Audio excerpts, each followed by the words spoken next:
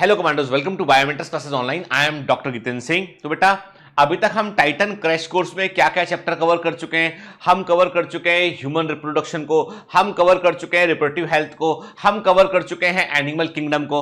Animal kingdom के lecture मैंने नहीं लिए, निधि मैडम ने लेक्चर लिए हैं। और मैंने आपको पहले भी बताया बेटा कि कुछ चीजें आप थोड़ा दिमाग में रखिएगा और ये आपको थोड़ा सोचना पड़ेगा इसके बारे में। कारण ये है कि आप में से कई बच्चे जो है, जैसे एनिमल किंगडम के निधि मैडम के लेक्चर आए, आप में से कई सारे बच्चों ने बोला गीतेंद्र सर छोड़ गए, गीतेंद्र सर के भरोसे बैठे थे, सर ने भरोसा तोड़ दिया, सर ने ऐसा कर दिया, सर ने वैसा कर दिया। भाई सर के पास ऑप्शन हमेशा से है कि भाई मैं बोलूं कि आज क्लास पोस्टपोन हो गई, आज क्लास नहीं लग पाएगी क्योंकि ये कारण है। मैंने वैसा नहीं किया, मैंने आपके लिए पूरा शेड्यूल अरेंज करके दिया कि भाई कहां पर निधि मैडम लेक्चर लेंगी, कहां पर शैल मैडम लेक्चर लेंगी। क्योंकि इस समय जब ये लेक्चर मैं रिकॉर्ड कर रहा हूं, आपको पता नहीं है कि मैं मॉर्निंग 6 AM उठ के जो है कितने सारे पेशेंट देखे, कितने सारे कंसल्टेशन मैंने किए। और उसके बाद जैसे ही अभी मैं लेक्चर रिकॉर्ड कर रहा हूं 11:20 हो रहा है इस समय, ठीक है। और मैं लेक्चर रिकॉर्ड कर रहा हूं आपके लिए क्योंकि मुझे मालूम है कि ये मेरा ही काम है ये। लेकिन मेरे पास क्या है, मेरे पास हमेशा कभी कभी क्या होता है, कर्तव्य होता है ना, जो आपका कर्म होता है उसका भी कन्फ्लिक्ट हो जाता है। समझते ना आप? कॉन्फ्लिक्ट का मतलब समझते हैं कि दो चीजों में आपस में द्वंद्व हो जाता है। जब भी ये बात दिमाग में डाल लेना अच्छे से कि जब भी कभी द्वंद्व होगा मेरे डॉक्टर होने और मेरे टीचर होने के बीच में, सुनना बात ध्यान से, जब भी कभी द्वंद्व होगा मेरे डॉक्टर होने और मेरे टीचर होने के बीच में, जीतेगा डॉक्टर ही। क्यों? वहां बेटा जीवन और मृत्यु का मामला होता है। आपको नहीं पता है कि मैं किस तरह के पेशेंट देख रहा हूं। मेरे पास आज जो पेशेंट मैं देख रहा हूं 40% 50% लंग इन्फेक्शन वाले हैं, जिनको हॉस्पिटल भी नहीं मिल रहा है, जिनको कोई बेड अवेलेबल नहीं है, जिनके पास में कोई फैसिलिटी नहीं है। और उन सब फैसिलिटी कम से कम न्यूनतम के बावजूद जो है हम लोग चीजों को मैनेज कर रहे हैं ताकि हॉस्पिटल पर लोड कम से कम हो। आप क्या चाहते हैं? आप चाहते हैं कि आपका शिक्षक जो है वो आपके लिए पूरे समय अवेलेबल रहे, हर समय अवेलेबल रहे, आपके व्हाट्सएप कॉल पर अवेलेबल रहे, आपके व्हाट्सएप मैसेज पर अवेलेबल रहे और अपनी खुद की नजरों में गिर जाए। यदि मैं डॉक्टर ना होता ना तो शायद मुझे सोचना ना पड़ता। यदि मैं डॉक्टर ना होता, प्रैक्टिसिंग फिजिशियन ना होता, केवल एमबीबीएस की डिग्री लेकर पढ़ा रहा होता तो मुझे सोचना ना पड़ता, क्योंकि मेरा मेन प्रोफेशन तो जो है पढ़ाने का ही है, कुछ और है ही नहीं मेरे पास में। लेकिन मेरे साथ यह है कि ईश्वर की दया है, कृपा है कि मैं एक डायबिटोलॉजिस्ट हूं, डायबिटीज का डॉक्टर हूं, मैं फैमिली मेडिसिन एक्सपर्ट हूं, मैं स्पेशलाइजेशन किया हुआ है मैंने फैमिली मेडिसिन में, पोस्ट ग्रेजुएशन किया हुआ है मैंने डायबिटीज के अंदर। तो मैं एक डॉक्टर हूं जो क्वालिफाइड डॉक्टर है, जो प्रैक्टिस करता है। मेरा अपना एक पर्सनल क्लिनिक है, मेरा अपना जो है बाकायदा कुछ जो है वो एक प्रकार से कहते हैं ना कि मैं कुछ मेरे अपने कुछ सेंटर यहां जाके मैं पेशेंट्स को देखता हूं। तो कहने का मतलब यह है कि मैंने बेटा कभी भी जब भी कभी ना, एक डॉक्टर की जिंदगी इतनी आसान नहीं होती जितना आप सोचते हैं। और आप में जितने बच्चों ने ये लिखा मेरे को, जब मैं लिख चुका था मैसेज में, मैंने कमांड में डाला, मैंने कहा कि बेटा डॉक्टर गीतेंद्र जो है वो, मैंने बोला अपनी टीम को ये इस तरह से कमांड डाल देना। टीम ने डाला उसमें कि डॉक्टर गीतेंद्र प्रैक्टिसिंग फिजिशियन भी है, तो उनके पास अभी प्रायोरिटी यह है कि इस इमरजेंसी में जहां अस्पताल अवेलेबल है। आज के पहले तो मैंने आपसे कभी नहीं कहा कि मेरे डायबिटीज के 2 पेशेंट सीरियस आज मैं क्लास नहीं लूंगा, कभी नहीं किया मैंने ऐसा, क्योंकि वो तब इमरजेंसी, तब विकल्प मौजूद थे। आज तो ये कंडीशन है ना, आज तो डॉक्टर जो है वो ओवरबर्डन है, हॉस्पिटल में जगह नहीं है। आप यदि आप देखकर भी नहीं समझ रहे हैं, धिक्कार है, फिर कुछ नहीं कर सकते भाई। क्या आपको सोचना पड़ेगा कि आपके आसपास क्या घट रहा है। देखिए तो जरा, आंखें खोलिए, कमरे से खिड़की से बाहर झांक कर देखिए क्या हो रहा है आपके आसपास। नहीं समझ पा रहे हैं ना, तो बेटा फिर कोई जरूरत नहीं है डॉक्टर मेडिकल में जाने की। पत्थर है पत्थर, समझना पड़ेगा, महसूस करना पड़ेगा उस परिवार का दर्द जिसका फैमिली मेंबर एक 40% 50% लंग इन्फेक्शन जिसको हो चुका है, वो फैमिली मेंबर दूसरा तीसरा आदमी भी घर में बीमार पड़ा है, कोई मेडिकल केयर नहीं, कोई उम्मीद नहीं, कोई आशा नहीं, कहां से क्या करेंगे बताइए मेरे को। तो वैसी कंडीशन में मुंह छिपाकर बैठ जाएं, क्या करें आप बताओ? आप बताइए मुझे ऑप्शन। चलिए, आप बोलेंगे सर पढ़ाने मत आओ, पढ़ाते ही क्यों फिर? भाई मेरा पैशन है, मैं पढ़ाता हूं पैशन के लिए, अपने सुख के लिए, कुछ क्रांति करने के लिए पढ़ाता हूं मैं। लेकिन उसका मतलब यह नहीं है कि मेरी मूल ड्यूटी मुझे जो है नहीं पुकारेगी कभी।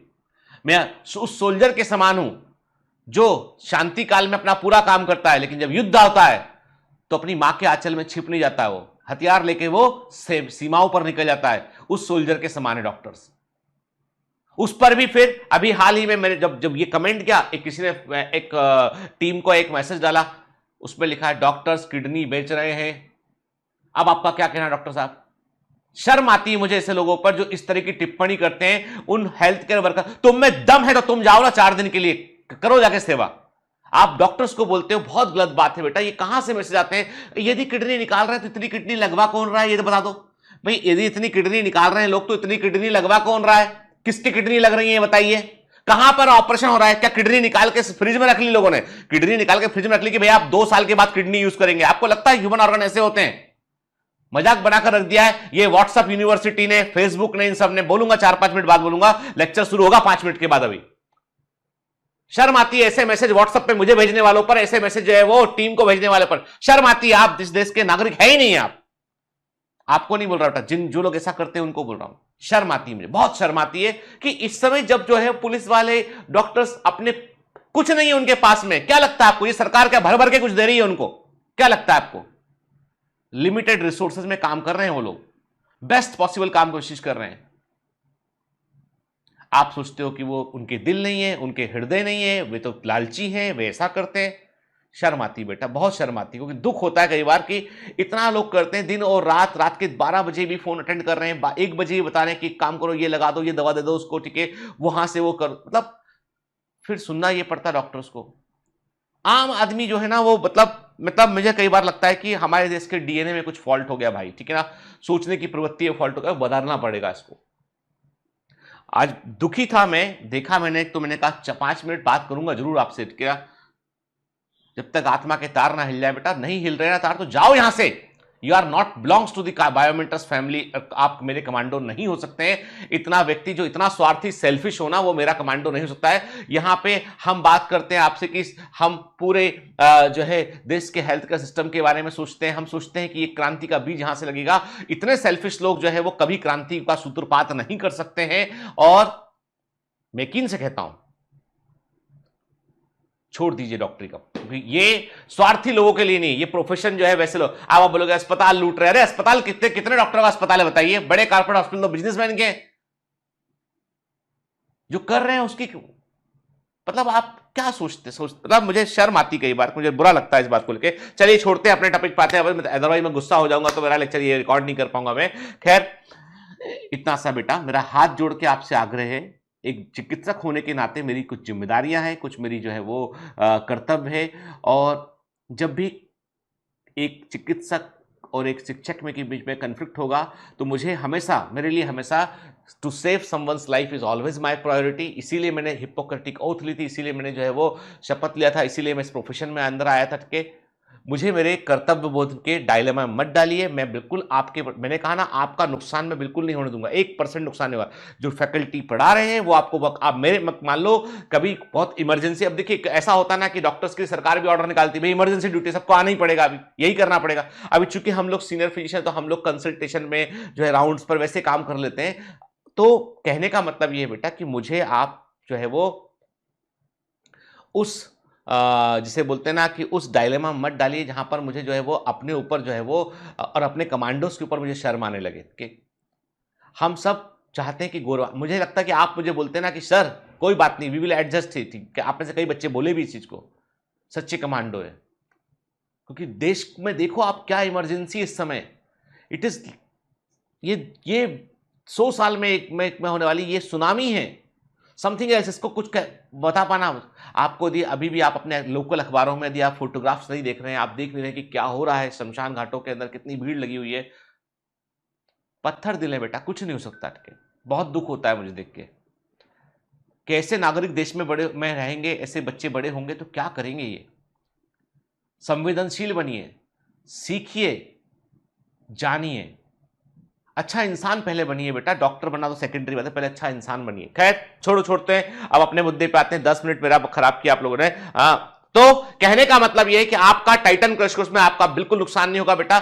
जहां है मैक्सिमम चैप्टर मैं ही लूंगा, मैक्सिमम चैप्टर मैं ही लूंगा। लेकिन जो कुछ चैप्टर्स हैं जो थोड़े से जो सिंप्लीफाइड चैप्टर, जैसे लिविंग वर्ल्ड हुआ, उसमें ज्यादा कुछ दिमाग लगाने का है नहीं, उसमें के बायोलॉजिकल क्लासिफिकेशन हुआ, ये चैप्टर में थोड़ा सबलेट कर दूंगा ताकि मेरा रिकॉर्डिंग में फॉरवर्ड करूंगा। अभी मुझे नहीं मालूम है कि क्या कंडीशन बनने वाला है, लेकिन मैं पूरी ईमान, डीपीएस मेरे थ्रू जाएगा। मैक्सिमम 90% तक क्रैश कोर्स में बेटा मैं ही पार्टिसिपेट करूंगा, इसलिए चिंता मत कीजिए। ये जो रूमर उड़ा रहे हैं ना कि जितेंद्र सर तो अब नहीं लेंगे, ये सब गलत रूमर है। ऐसी रूमर में मत पड़िए, क्योंकि क्या होता है कि कुछ लोग इसका कुछ कॉम्पिटिटिव जो दूसरे कॉम्पिटिटिव ऑर्गेनाइजेशन है वो भी इस चीज का फायदा उठाते हैं और गलत र्यूमर को वो प्रमोट करते हैं, स्पैमिंग करते हैं। पेड स्पैमिंग बहुत बड़ा क्राइम बन चुका है यूट्यूब पे कि वहां से आते हैं और आके वो कुछ कोचिंग का नाम लिख लिख के जो है लाइव चैट में चले जाते हैं। तो ऐसे मत करिए आप।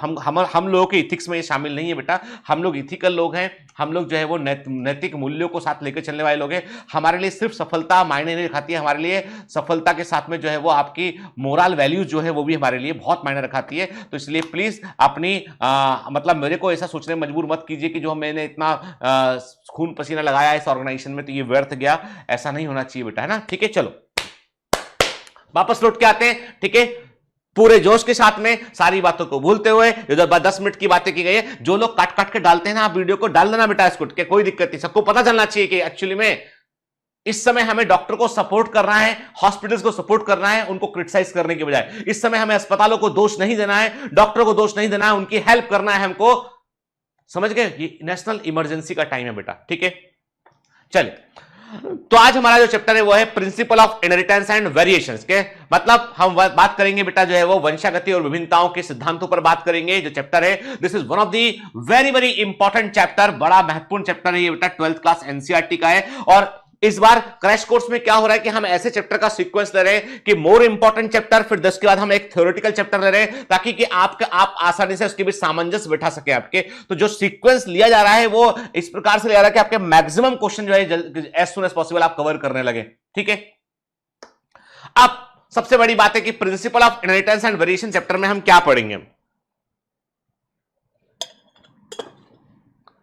ये पांडा परेशान है भाई। क्यों परेशान है? बोलता है कि मैं ऐसा क्यों हूं, मैं ऐसा क्यों हूं, मतलब मैं अपने पिताजी माताजी के समान ही क्यों हूं, मैं टाइगर जैसा क्यों नहीं दिखता हूं। तो हम बात करते हैं, हम एक बात कहते हैं यहां पे, एक फेमस कोट है, लाइक बिगेट्स लाइक, के समान समान को उत्पन्न करता है, लाइक बिगेट्स लाइक के समान समान को उत्पन्न करता है के। तो इसके पीछे कारण यह है कि जाहिर सी बात है कि इसके पीछे जो है वो कोई ना कोई ऐसी चीज रिस्पॉन्सिबल है जिससे कि एक जीव जो है वो अपने ही समान जीवों को उत्पन्न करता है। ठीक है, तो यहां पर जो है यहां इसी जगह पर जो है वो बुनियाद पड़ती है, नींव पड़ती है जेनेटिक्स की, कि हम यही बात करते हैं वंशागति की, कि ऐसे कौन से लक्षण हैं जो माता पिता से बच्चों में जाते हैं, इसलिए बच्चे माता पिता के समान जो है वो दिखाई पड़ते हैं। के तो हम कहते हैं the branch of biology that deals with the inheritance as well as the variation of character from parent to offspring is called genetics. तो अनुवांशिकी क्या है? अनुवांशिकी जो है वो इनहेरिटेंस और वेरिएशन का अध्ययन है। इनहेरिटेंस का मतलब यह है बेटा, हम बात कर रहे हैं कि एक पीढ़ी से अगली पीढ़ी में जो कैरेक्टर जा रहे हैं उनकी बात कर रहे हैं हम, मतलब हम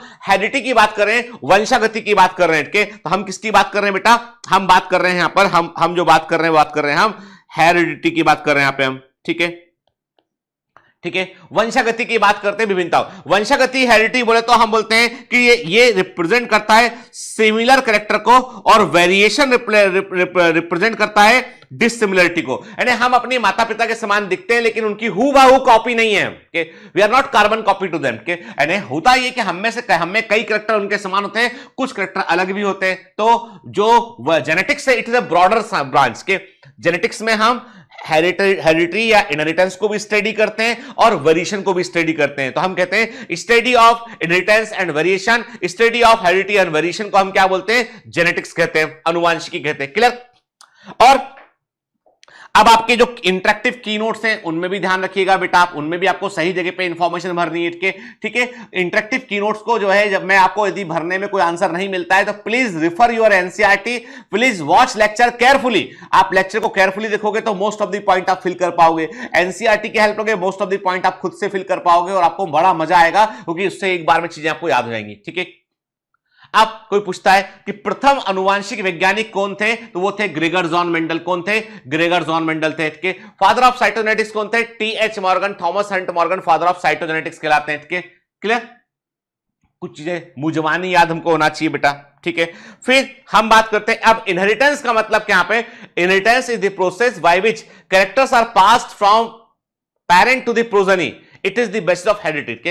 अब जो है हम वर्ड यूज करते हैं अनुवांशिक की, हम वर्ड यूज करते हैं इनहेरिटेंस वर्ड यूज करते हैं हम। ठीक है ना, तो इसमें क्या वर्ड लगा? हेरिटेंस। हेरिटेज मतलब पुश्तैनी, पीढ़ियों से चला आ रहा के तो यहां पे वर्ड लगा ना हेरिटेंस, हेरिडिटी के हेरिटेज बोलते हैं, प्राचीन मतलब जो पुरखों से चला आ रहा है के, तो हम कहते हैं कि इनहेरिटेंस वो प्रक्रिया है जिसके थ्रू कैरेक्टर जो है वो अपने संतानों से, अपने अपने पालकों से संतानों में पहुंचते हैं, पेरेंट टू प्रोजेनी जाते हैं। ठीक है, तो इनहेरिटेंस वो देखो बेटा ये साफ सीधा सीधा एनसीईआरटी है, याद रखना है। इसमें देखिए आपके सामने कार्टून भी बना हुआ है इसमें के। तो हम क्या बात कर रहे हैं, हम बात कर रहे हैं कि इनहेरिटेंस जो है वो प्रक्रिया है जिसके थ्रू जो है वो कैरेक्टर जो है पालकों से बच्चों में जाते हैं और ये वंशागति का, हेरिडिटी का आधार या बेसिस बनाते हैं। ठीक है, क्लियर। अब वेरिएशन का मतलब क्या है, आप देखिए इतने सारे चेहरे आपको दिखाई पड़ रहे हैं, इतने सारे चेहरे आपको दिखाई पड़ रहे हैं। इन चेहरों में कुछ सुंदर है, कुछ बहुत सुंदर है। भाई इंसान है तो सुंदर तो हो गई होगा, कि इंसान है तो सुंदर तो हो गई होगा इसमें। ठीक है, और मुझे मालूम है तुम देख रहे हो कि कौन सबसे सुंदर है, इसमें देख लेते हैं। ठीक है ना, बदमाश तो तुम हो ही के शुरू से, के मजाक कर रहा हो है ना, ये बोले सर बदमाश भी बोल के। तो मेरा कहने का मतलब ये कि इतने सारे चेहरों में आप देख रहे हो कि कुछ ना कुछ अंतर है, विभिन्नताएं, एक समान सारे नहीं, सारे हुबहू कार्बन कॉपी नहीं है। कि आप बोलोगे सर सभी बकरियां एक जैसी दिखाई पड़ती है, वो आपको लगता है ऐसा। बकरी की मां से पूछोगे तो बकरी की मां पहचान जाएगी कि ये मेरी बेटी है, ये मेरा बेटा है। वो एनिमल भी पहचानते हैं कि उनके बीच में भी जो है वो समझ होती है इस चीज की। अभी हम क्या बात करें, variation is the degree by which progeny differ from the parent. के वेरिएशन, विभिन्नताएं वो पैमाना है जिससे कि जो है वो संतानें अपने पालकों से भिन्न होती है। अब आपको बता दूं मैं कि ये जो वेरिएशन है ये आते कहां से ने, हम बात करते हैं कि what is the source of variation. के यदि हम वेरिएशन की सोर्स की बात करें तो सबसे बड़ा सोर्स इसका होता है वो है सेक्सुअल रिप्रोडक्शन। के हम कहते हैं कंटिन्यूअस वेरिएशन, लगातार होने वाले परिवर्तन जो है वो लैंगिक प्रजनन से आते हैं। Sexual reproduction plays very important role in the process of evolution. लैंगिक प्रजनन जैव विकास की प्रक्रिया में बड़ा महत्वपूर्ण भूमिका निभाता है। ठीक है, देखिए, और इंसान को इसकी जानकारी बहुत पहले से दी के human knew from as early as 8000 to 1000 BC before Christ बात कर रहे हैं हम के, that one of the cause of variation has hidden in sexual reproduction. के क्या है, कैसे है, ये नहीं मालूम था, पर इंसान ये बात समझता था कि जो सबसे बड़ा कारण है वेरिएशन का वो है सेक्सुअल रिप्रोडक्शन। क्योंकि जब कभी कलम लगाया हमने, ए सेक्सुअल रिप्रोडक्शन किया हमने, वेजिटेटिव प्रोपेगेशन किया, उसमें प्रोजनी में, संतानों में और पालक में कोई फर्क नहीं होता है। वहां पर ए सेक्सुअल रिप्रोडक्शन से होने वाली संतानों को क्या बोलते हैं, अब क्लोन्स कहते हैं उनको हम। ठीक है ना, जो ए सेक्सुअल रिप्रोडक्शन से बनती संतानें उनको हम क्लोन कहते हैं, याद रखिएगा। अब जो सबसे बड़ा सोर्स है वो क्या होता है, वो होता है सेक्सुअल रिप्रोडक्शन के, और ये जानकारी इंसान को बहुत पहले से दी। और इसी जानकारी के आधार पर क्या किया उसने एनिमल ब्रीडिंग को शुरू किया। आदि मानव था, जानता था इस बात को बहुत पहले का। मतलब हम बोलेंगे कि भाई ये 8000 BC की बात करें, मतलब ये तो बहुत पुराने समय की बात हो गई है। तो वो उस समय का जो मनुष्य था, वो मनुष्य जो है वो खेती करना सीख चुका था, खेती के लिए पशु पालना भी सीख चुका था वो। तो उसने ऐसे एनिमल चुनना भी शुरू किए जो अधिक दूध देते हो, अधिक जो वजन, अधिक हल चलाने में अधिक हेल्प कर सकते हो उस कीट के। तो क्या क्या धीमे धीमे उसने जो है वो उसने समझ गया किस एनिमल को किस एनिमल से मैं क्रॉस कराऊंगा तो बेहतर एनिमल मुझे मिलेगा। तो मतलब ये है कि जो है उस समय की जानकारी हो चुकी थी इंसान को, तो उसने क्या किया, उसने आर्टिफिशियल सिलेक्शन करना शुरू किया, उसने डोमेस्टिकेशन करना शुरू किया उसने के। आज भी हम देखें तो इन मेथड का इस्तेमाल हम आज भी करते हैं, और इसका बड़ा अच्छा एग्जांपल है वो है साहिवाल काऊ इन पंजाब की साहिवाल काऊ। लिखा है इसमें दो, through artificial selection and domestication. के डोमेस्टिकेशन का मतलब होता है एक वाइल्ड वैरायटी को, एक जंगली किस्म को आप लाकर जो है पालतू बना लेते हैं, उसे हम डोमेस्टिकेट करना बोलते हैं। ह्यूमन मैनेजमेंट के अंतर्गत आप एक एनिमल को ले आते हो जो जंगलों में प्रेजेंट था, उसे हम डोमेस्टिकेट करना कहते हैं हमके। आर्टिफिशियल सिलेक्शन का मतलब है कि नेचुरल कंडीशन में जो आपस में रिप्रोडक्शन ना करते, आपने उनके गैमेट को आपस में फ्यूज करके रिप्रोड्यूस करवा दिया है, और इससे आपने क्या किया, नई नई ब्रीड को तैयार किया। और इसी तरह की एक ब्रीड है पंजाब के अंदर Sahiwal cow, not buffalo, it is a cow. Exam में छोटी छोटी बातों पर बेटा ध्यान देना होता है। Sahiwal is a variety of the cow, present in Punjab. NCERT में दे रखा, हर लाइन इंपॉर्टेंट है बेटा, ठीक है। पर चलिए ये तो बात हम समझ गए कि जो है सेक्सुअल रिप्रोडक्शन में कहीं ना कहीं राज छिपा हुआ है। यह भी हम समझ गए कि इसका हम क्या इस्तेमाल कर सकते हैं, लेकिन अब भी मन नहीं मानता है। वो जानना चाहता है, क्यूरियस माइंड है, इंसान का माइंड क्यूरियस है कि इसीलिए वो जानना चाहता है कि क्यों मेरे बच्चे जो है, क्यों why kids look like their parents, क्यों मेरे बच्चे मेरे से समानता रखते हैं, क्यों पालक और बच्चों के बीच सिमिलरिटी होती है, कैसे हम ब्रीडिंग कर पाते हैं। तो बहुत सारे प्रश्नों के उत्तर, यानी सेक्सुअल रिप्रोडक्शन में ऐसा क्या राज छिपा हुआ है, वो जानना बड़ा जरूरी था। ठीक है, अब यहां पर जो है ऐसा नहीं है कि मेंडल के पहले किसी ने प्रयास नहीं किया, ऐसा बिल्कुल भी नहीं है कि मेंडल के पहले किसी ने प्रयास नहीं किया। मेंडल के पहले कई लोगों ने प्रयास किया, मेंडल के पहले कई लोगों ने प्रयास किया। उसमें बड़े वैज्ञानिक कार्ल ल्यूटर शामिल थे उसके अंदर, नाइट एंड गॉस शामिल थे उसके अंदर, लेकिन अधिकांश साइंटिस्ट जो है वो, चाहे वो एरिस्टोटल रहे हो, कई साइंटिस्ट ट्राई कर चुके थे, लेकिन किसी को भी पर्याप्त रिजल्ट नहीं मिला, किसी को सही इंफॉर्मेशन नहीं मिल पाई। एक चर्च के पादरी ने वो इंफॉर्मेशन निकाल ली। किसने? आपको क्लियर कर दूं मैं कि ग्रेगर जॉन मेंडल कोई ऑथेंटिक इस्टेब्लिश साइंटिस्ट नहीं थे।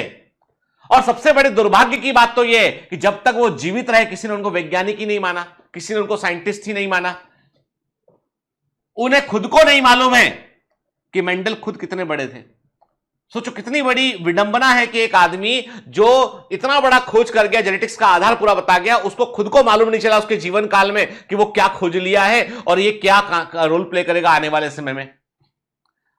साइंटिस्ट हैं ग्रेगर जॉन मेंडल। मैं मानता हूं ऐसा, मैं खुद कहता हूं हर बार इस बात को कि मैं मानता हूं कि ये दुनिया के सबसे दुर्भाग्यशाली व्यक्तियों में से एक थे, जो इतनी बड़ी खोज करने के बावजूद इन्हें चर्च में पादरी ही रहे। किसी ने इनको वैज्ञानिक भी नहीं माना, हालांकि इन्होंने अपना पेपर पब्लिश किया, सब कुछ बताया इन्होंने उसमें, लेकिन उसके बावजूद डार्विन का इतना हल्ला था कि डार्विन ने उस समय ओरिजिन ऑफ स्पीसीज बुक लिखा हुआ था, डार्विन की बुक पर दुनिया भर विवाद कर रहा था, दुनिया भर चर्चा कर रही थी। मेंडल कौन? वो चर्च के पादरी हैं, उनने कुछ लेटर भेजा लिख के। अच्छा, देखेंगे बाद में। हाँ, तो भैया लोगों ने मेंडल जी को सीरियसली नहीं लिया। ये जो है ये नॉर्मल चीज थी। कोई बड़ा साइंटिस्ट कुछ करता तो लोग बोलते अरे वाह। अब वो चर्च में एक पादरी थे, उन्होंने हाइब्रिडाइजेशन एक्सपेरिमेंट किया, अपने रिजल्ट को उन्होंने सबमिट किया। लोगों ने कहा भैया क्या, किसने भेजा? भैया कोई है मेंडल्स, ग्रेगर जॉन मेंडल, उन्होंने भेजा है। क्या? वो लिख के भेजा कुछ उसने मैथमेटिक्स में कि इतने बीज लगाए, इतने हो गए, ऐसे बड़े छोटे पौधे, बोने पौधे, लंबे पौधे, लाल। क्या यार ये कौन है? बाद में देखेंगे, बोलना बाद में आना भाई साहब, बाद में आना। वो बाद कभी जाए, वो बाद में 3 अलग साइंटिस्ट लेके आए उसको, ह्यूगो डेब्रिस, कार्ल कोरेन, शेरमार्क। ये भी किस्मत होती है। तीनों जो है एक साथ मेंडल पे काम कर रहे थे, तीनों को आता पता ही नहीं था कि कौन क्या काम कर रहा है। कार्ल कोरेन जर्मनी के अंदर थे, ह्यूगो डेब्रिस हॉलैंड के अंदर थे, शेरमार्क ऑस्ट्रिया में थे। तीनों साइंटिस्ट जो अलग अलग जगह काम करते, और तीनों के आर्टिकल छपे सेम मैगजीन में, बैक टू बैक। पहले ने कहा मेंडल ने ये बताया था, दूसरे ने कहा मेंडल ने ये भी बताया था, तीसरे ने कहा मेंडल ने ये बताया था। दुनिया भर के वैज्ञानिक बोले कि ये मेंडल कौन है, तो पता लगा लो कि ये मेंडल है कौन। तो पता लगाया भैया मेंडल कौन, मालूम चला कि अरे पढ़ना पड़ेगा इनको, तो क्या कर गए थे बताओ, कहां छिपा रखा है वो खोज उनका। तब लोगों को समझ में आया यार दुनिया का एक महानतम वैज्ञानिक बगैर दर्जा पाए, बगैर उसको ये माने, पता ही नहीं चला उसको जीवन काल में कितना बड़ा काम कर गया। फिर 1905 में ये जो रिडिस्कवरी ऑफ मेंडलिज्म है, ये 1900 में हुआ। इसको बोलते हैं मेंडल के नियमों की पुनर्खोज। अरे मेंडल तो खुद खोज चुके थे, पर गुम भी गया वो। मतलब भारत की ऐसी व्यवस्था पहले वहां विदेशों में भी थी।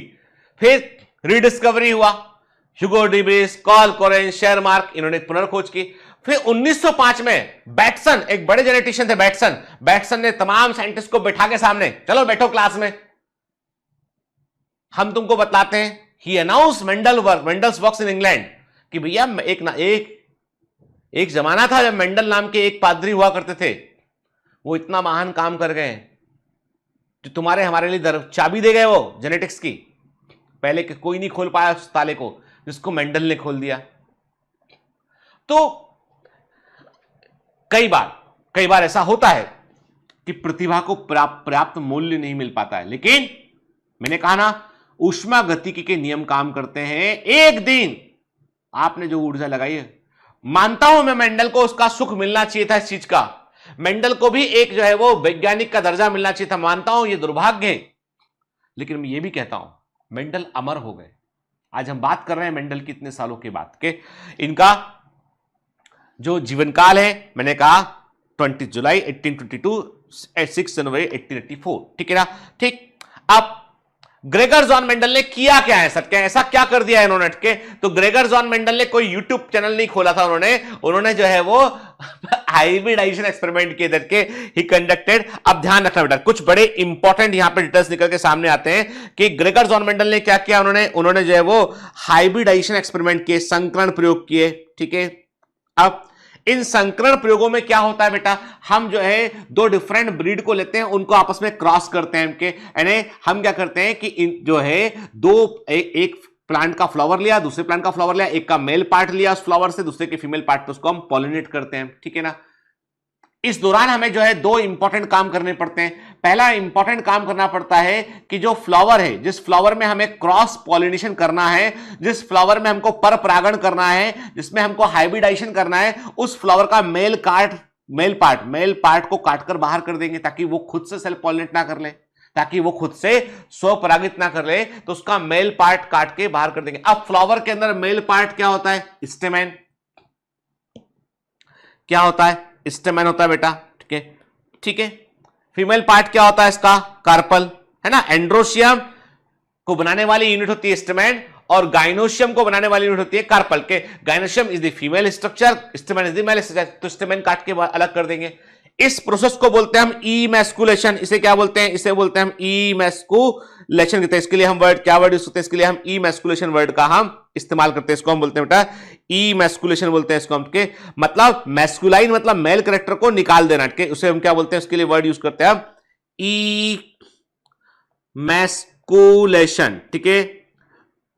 बीपुंसन कहते हैं हिंदी में बीपुंसन कहते हैं। इमैस्कुलेशन का मतलब क्या है, फ्लावर से मेल पार्ट को काटकर आपने अलग कर दिया, वो इमैस्कुलेशन कहलाता है, ठीक है ना। और अब आपने अलग कर दिया, तो अब सुनो मैं बात को, ये छोटी छोटी बातें एग्जाम में आती हैं। फ्लावर से आपने मेल पार्ट निकल अलग कर दिया, इमैस्कुलेशन का आपने, फिर आपने एक छोटा सा बैग, एक आपने जो है पॉलिथीन का बैग, या आपने एक स्पेसिफिक कपड़ा होता है उसका बैग उसके ऊपर लगा दिया आपने, ठीक है ना, ताकि वो फ्लावर जीवित रहे लेकिन बाहर का पॉलन ग्रेन उसके ऊपर ना आ जाए। प्रोसेस को बोलते हैं बैगिंग। क्या होते हैं, बैगिंग, बैग लगा देना, बैगिंग, ठीक है।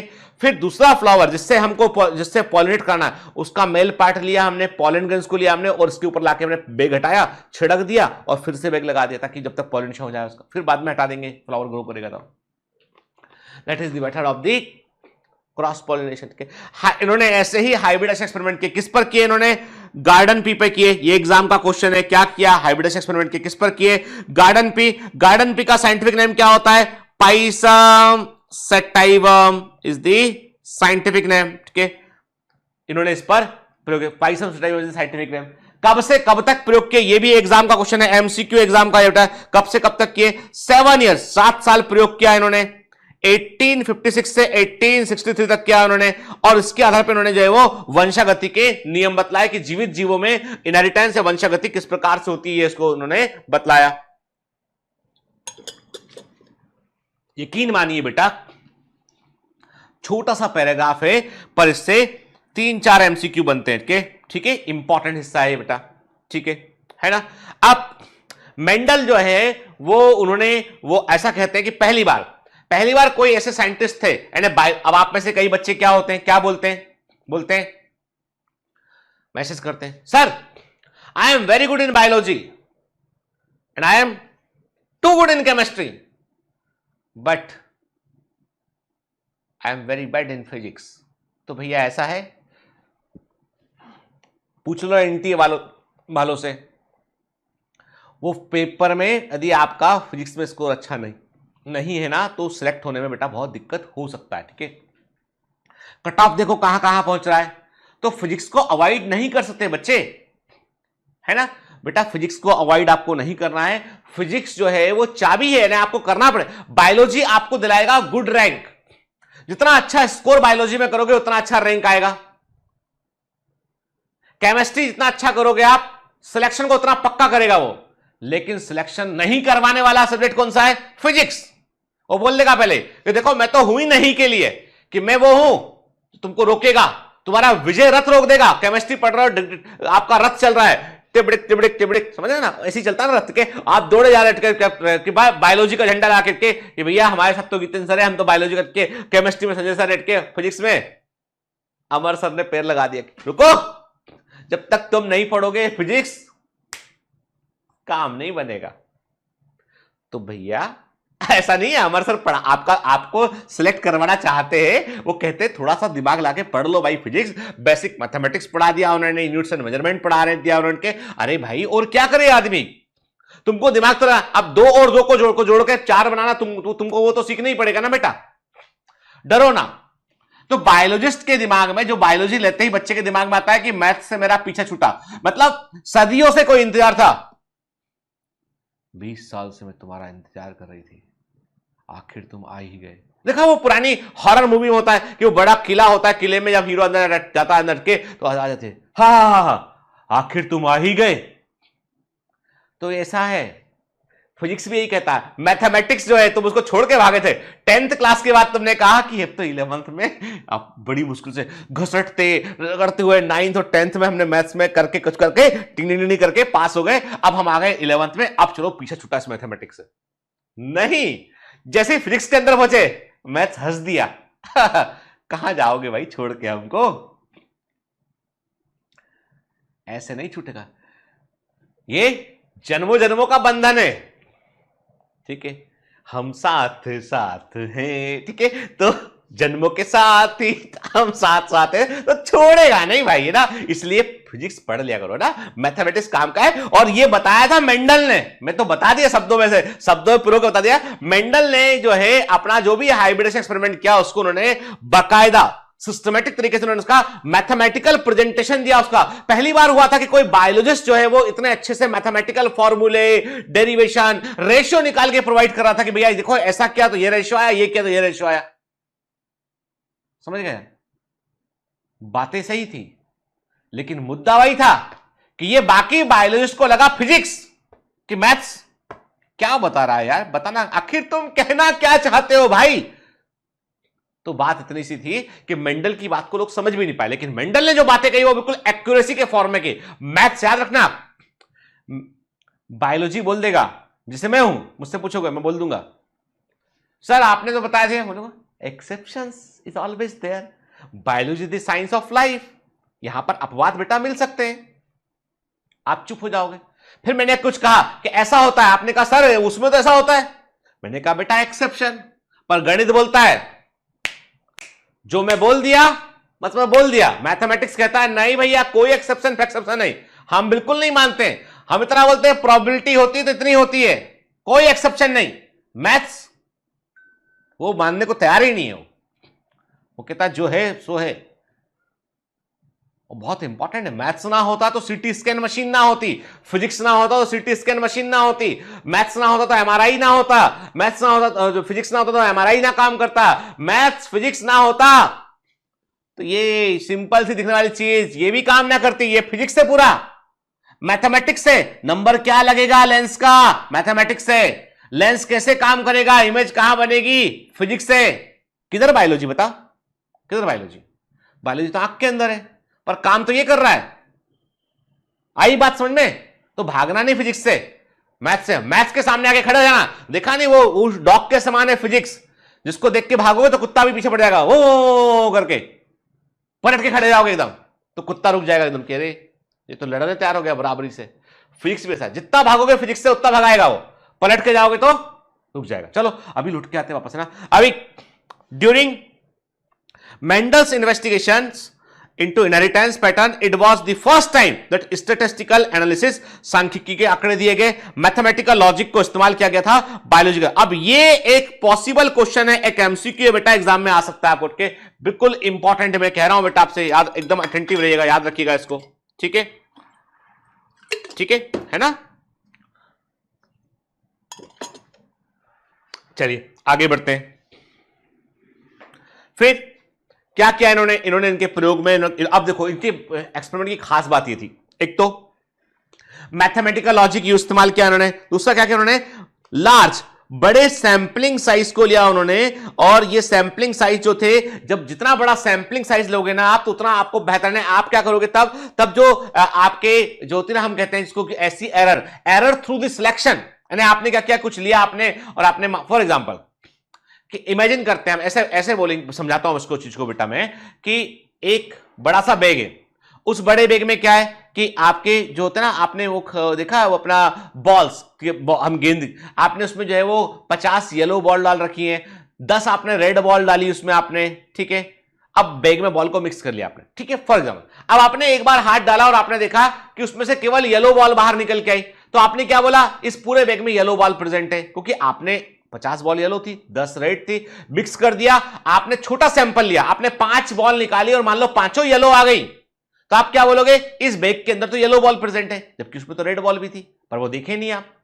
लेकिन यदि पूरा बैग आप उलट देते कि लो 50-60 बॉल बोले, आप देखो अपने गिना, अरे 10 तो इसमें रेड है और 50 में येलो है, तो आप सही पे तक पहुंचते। जितना बड़ा सैंपलिंग साइज होगा उतना इंफॉर्मेशन एक्यूरेट होगी, ठीक है।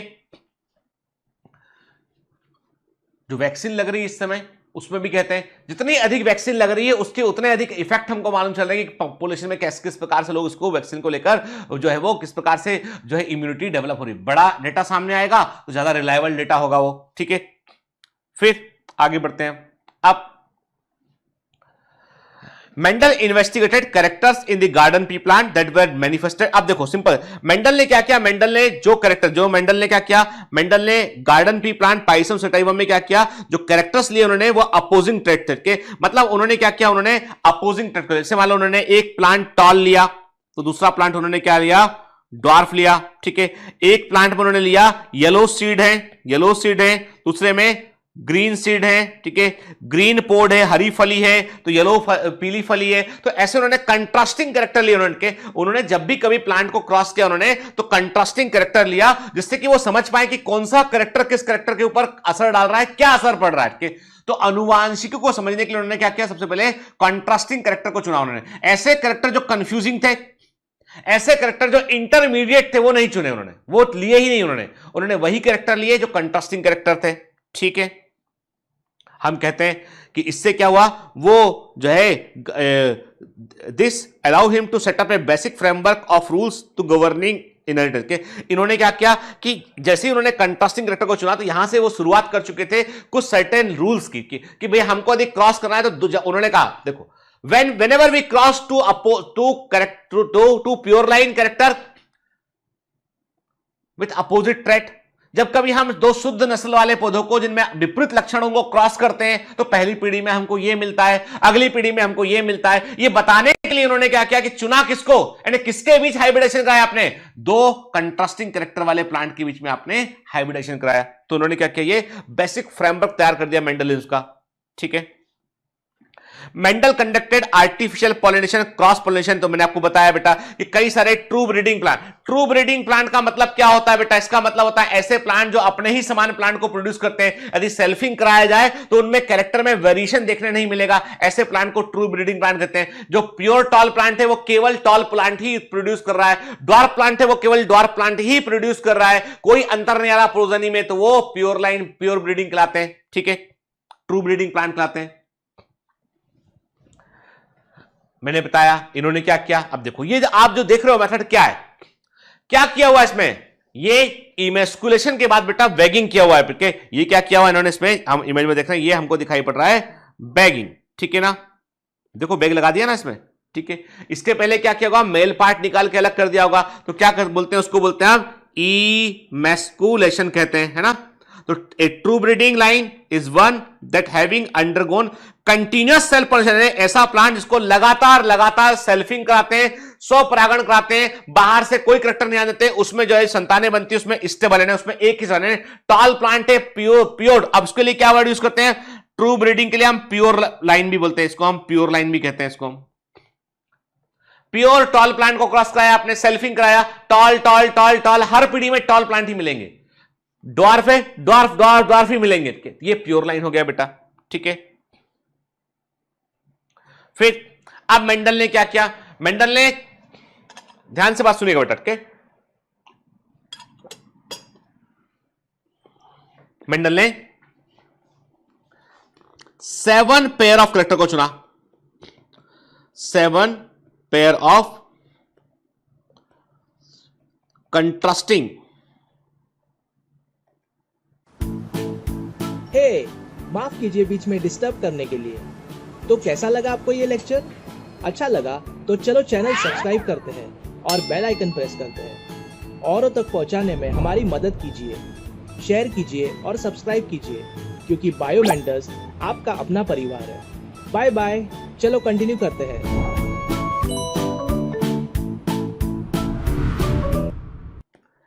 कैरेक्टर को उन्होंने चुना, ठीक है। क्या मतलब इसका? मतलब 7 जोड़ी, 7 जोड़ी बोला, पेयर बोला मैंने, pair, 7 pair of contrasting character, मतलब जोड़े में 2 होते हैं।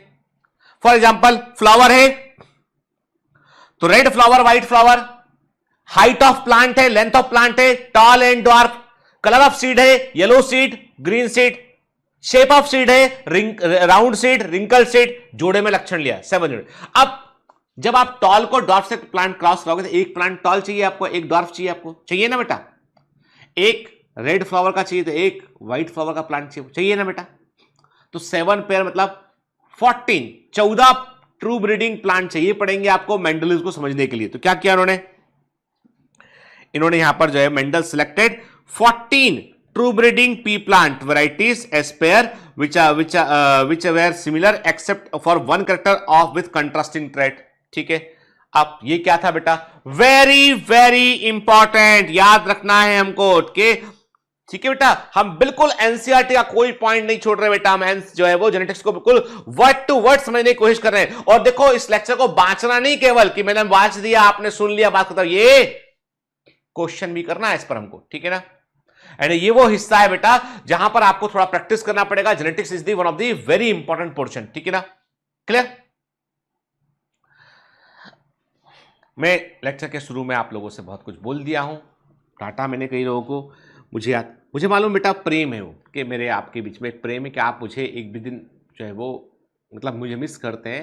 I am sorry for that. मैं गुस्से में था कुछ मैसेज को देखकर, कुछ मुझे ऐसा लगा मैसेज कि जहाँ पे मुझे लगा कि नहीं यार बच्चों को है ना थोड़ा सोचना पड़ेगा, जिम्मेदारी, क्योंकि जब हम है ना मतलब आपका मुझे मिस करना, याद करना, उसका बेटा मैं रिस्पेक्ट करता हूँ, उस प्यार के लिए मैं ईश्वर को धन्यवाद देता हूँ। मैं भी आपसे बहुत प्यार करता हूँ, लेकिन जब आप बोल रहे हैं आपने बीच में छोड़ दिया, आप सर बीच में हमको छोड़ के आपके भरोसे थे, आप ऐसा नहीं कर सकते हो, बहुत डॉक्टर हैं, आप तो हमारे लिए एक ही हो, आपको छोड़ के चले गए हमको, तो ये सब बुरा लगता है बेटा, है ना, ठीक है। मतलब समझा करो, प्रेम है ना, प्रेम जब बेड़ी बनता है ना, प्रेम जब पैरों की बेड़ी बनता है ना, तो प्रेम नहीं रहता वो, है ना। वो प्रेम हमेशा लिबर्टी और आज़ादी में होता है, ठीक है। ये जिंदगी का सिद्धांत है, इसको गांठ बांध लीजिए आप। जिससे भी प्रेम करो ना आप किसी चीज से, किसी व्यक्ति से, तो उसके लिए पॉजिटिव मत रहो, आप रिस्पेक्ट रखो, बाय हार्ट सोचो उसकी चीज के बारे में। मैं आपसे बहुत प्रेम है, मैं भी आपको बहुत मिस किया, तभी तो लेक्चर लेने आ गया, मिस किया। लेकिन मैं चाहता हूं आपसे समझदारी, सहयोग, जो मेरे लिए आप मतलब मेरे लिए मायने रखता है, क्योंकि मुझे मालूम है कि मैं देश के सबसे अच्छे नागरिकों को जो है वो तैयार कर रहा हूं, ठीक है।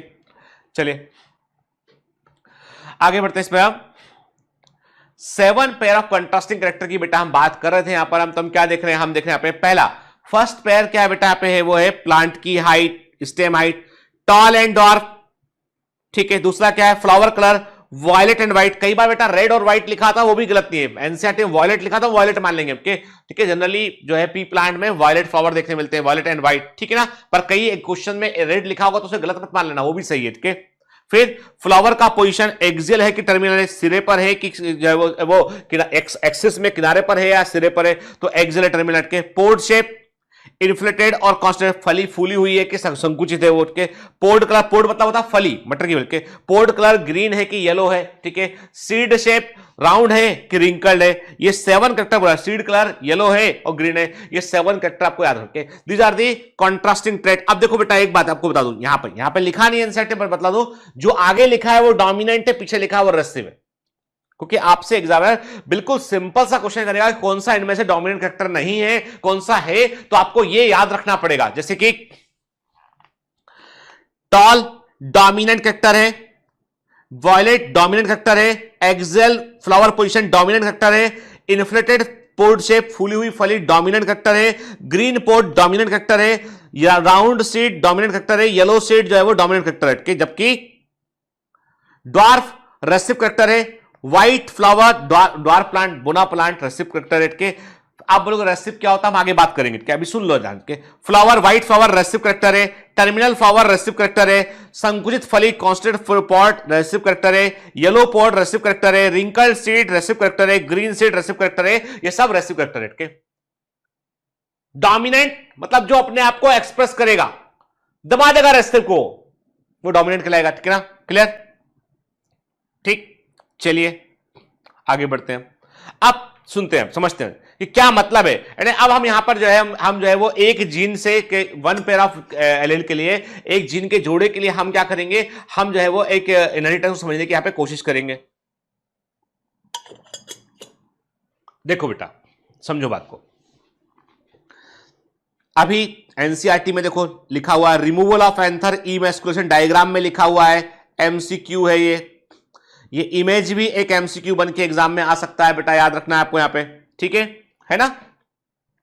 तो मेंडल ने क्या किया, एक टॉल पी प्लांट को लिया, इसको क्रॉस कराया उन्होंने किससे, ड्वार्फ पी प्लांट से उन्होंने क्रॉस कराया, और ये पता लगा रहे हैं इनहेरिटेंस के बारे में। यहां पर क्या हो रहा है, लक्षणों का एक जोड़ा है, tall and dwarf, one pair of character है, ऐसे क्रॉस को बोलते हैं बेटा हम मोनो हाइब्रिड क्रॉस। क्या बोलते हैं इसको हम, मोनो हाइब्रिड क्रॉस। जिस क्रॉस में हम लक्षणों के एक जोड़े को लेते हैं, one pair single pair of character को लेते हैं और उसका अध्ययन करते हैं, उसे क्या बोलते हैं बेटा, उसे हम बोलते हैं मोनो हाइब्रिड क्रॉस कहते हैं उसे हम, ठीक है। देखते हैं पहले एनसीईआरटी में क्या लिखा है। इन्होंने लिया इसको, इन्होंने एक, अब सुनो पहले मेंडल की कहानी सुनते हैं कि मेंडल ने क्या किया, फिर हम आप उसको देखेंगे। इन्होंने क्या किया, टॉल पी प्लांट को लिया, लंबे pure line pure tall P plant को लिया, ट्रू ब्रीडिंग पी प्लांट को लिया, क्रॉस किया ड्वार्फ प्लांट से, ठीक है। उसके बाद क्रॉस किया उन्होंने, हाइब्रिडाइजेशन कराया उन्होंने, अगली जनरेशन बनी, सीड मिले उन्हें। He collected the seeds produce as a result of this cross and grew them to generate plants of the first hybrid generation, ठीक है ना। क्या किया इन्होंने, इन्होंने capital T small T tall dwarf cross किया इन्होंने, और इनको क्या मिला, ये कहलाता है पहले वाला, ये कहलाता है पैरेंटल जनरेशन, इसे बोलते हैं पैतृक पीढ़ी बोलते हैं, पैरेंटल जनरेशन बोलते हैं। जो टॉल प्योर टॉल और अब ये कैपिटल टी कहां से आया हम आगे बात करेंगे, कि अभी सुन लो के प्योर टॉल प्लांट को उन्होंने ड्वार्फ प्लांट से क्रॉस कराया उन्होंने, ये हो गया पैरेंटल जनरेशन। पहली पीढ़ी बनी उसको बोलते हैं हम F1 फर्स्ट फिलियल या F1 जनरेशन बोलते हैं उसको हम, ठीक है। इंपॉर्टेंट याद रखिए, किसी का बोलते हैं इसे हम फिलियल फर्स्ट या F1 जनरेशन बोलते हैं, ठीक है। मतलब पैरेंटल जनरेशन क्या बनता है, पहले पैरेंटल जनरेशन बनेगा, उसके बाद क्या बनेगा, F1 जनरेशन बनेगा। जब F1 के प्लांट को आपस में क्रॉस करोगे तो क्या बनेगा, F2 जनरेशन बनेगा, ठीक है। First filial generation, then second filial generation, जब आप F1 को क्रॉस कराओगे आपस में तो F2 जनरेशन बनेगा, ठीक है। क्या लिखा है, मेंडल ऑब्जर्व, मेंडल ने पाया कि F1 प्रोजेनी के सभी प्लांट टॉल थे, like one of its parent, none of them were dwarf. क्या पाया इन्होंने, क्या पाया इन्होंने, टॉल प्लांट को क्रॉस किया ड्वार्फ प्लांट से और इनको सभी प्लांट टॉल मिले, ठीक है। ये पैरेंटल जनरेशन हो गया, ये F1 जनरेशन हो गया। तो मेंडल ने क्या पाया, मेंडल ने देखा कि जब मैंने प्योर टॉल प्लांट वाले ट्रू ब्रीडिंग टॉल प्लांट को मैंने क्रॉस कराया, ट्रू ब्रीडिंग ड्वार्फ प्लांट से क्रॉस कराया, मेरे को पहली पीढ़ी में हर बार टॉल प्लांट मिल रहा है, एक भी प्लांट मुझे ड्वार्फ नहीं मिल रहा है। तो वो सोच में पड़ गए, क्या ड्वार्फ कैरेक्टर खत्म हो गया, कहां गया ये। तो इन्होंने क्या किया, इन्होंने F1, इन्होंने जो F1 था उसको उन्होंने क्या कराया, उसको उन्होंने सेल्फिंग कराया, स्वपरागण कराया उसको उन्होंने, ठीक है। क्या किया इन्होंने, अब देखो यहां पे मैं नोट कर चलता हूं, इन्होंने टॉल प्लांट को लिया, क्रॉस किया ड्वार्फ प्लांट से, हमने कहा ये पैरेंटल जनरेशन है, क्या मिला इन्हें, टॉल प्लांट मिला, हमने कहा ये F1 पीडी है, ठीक है। अब क्या किया इन्होंने, इसको सेल्फिंग कराया। सेल्फिंग कराने का मतलब क्या हुआ, F1 cross with the F1, ठीक है ना। एक मेल है और इसी का फीमेल पार्ट यूज किया इन्होंने, तो क्या बनेगा, F2 जनरेशन बनेगा। अब क्या देखा इन्होंने, देखो क्या लिखा है एनसीईआरटी में। एनसीईआरटी की एक एक लाइन को बेटा समझते चलेंगे हम, कोई गलती नहीं करेंगे इसमें, ठीक है ना।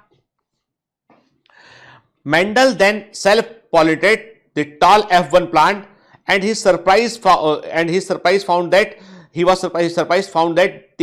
in the F2 generation some of the offspring were dwarf। उन्होंने पाया कि F2 पीढ़ी में क्या हुआ कि इनको ये रेशियो मिला, 3 इनको टॉल मिले और 1 उनको मिल गया ड्वार्फ मिल गया।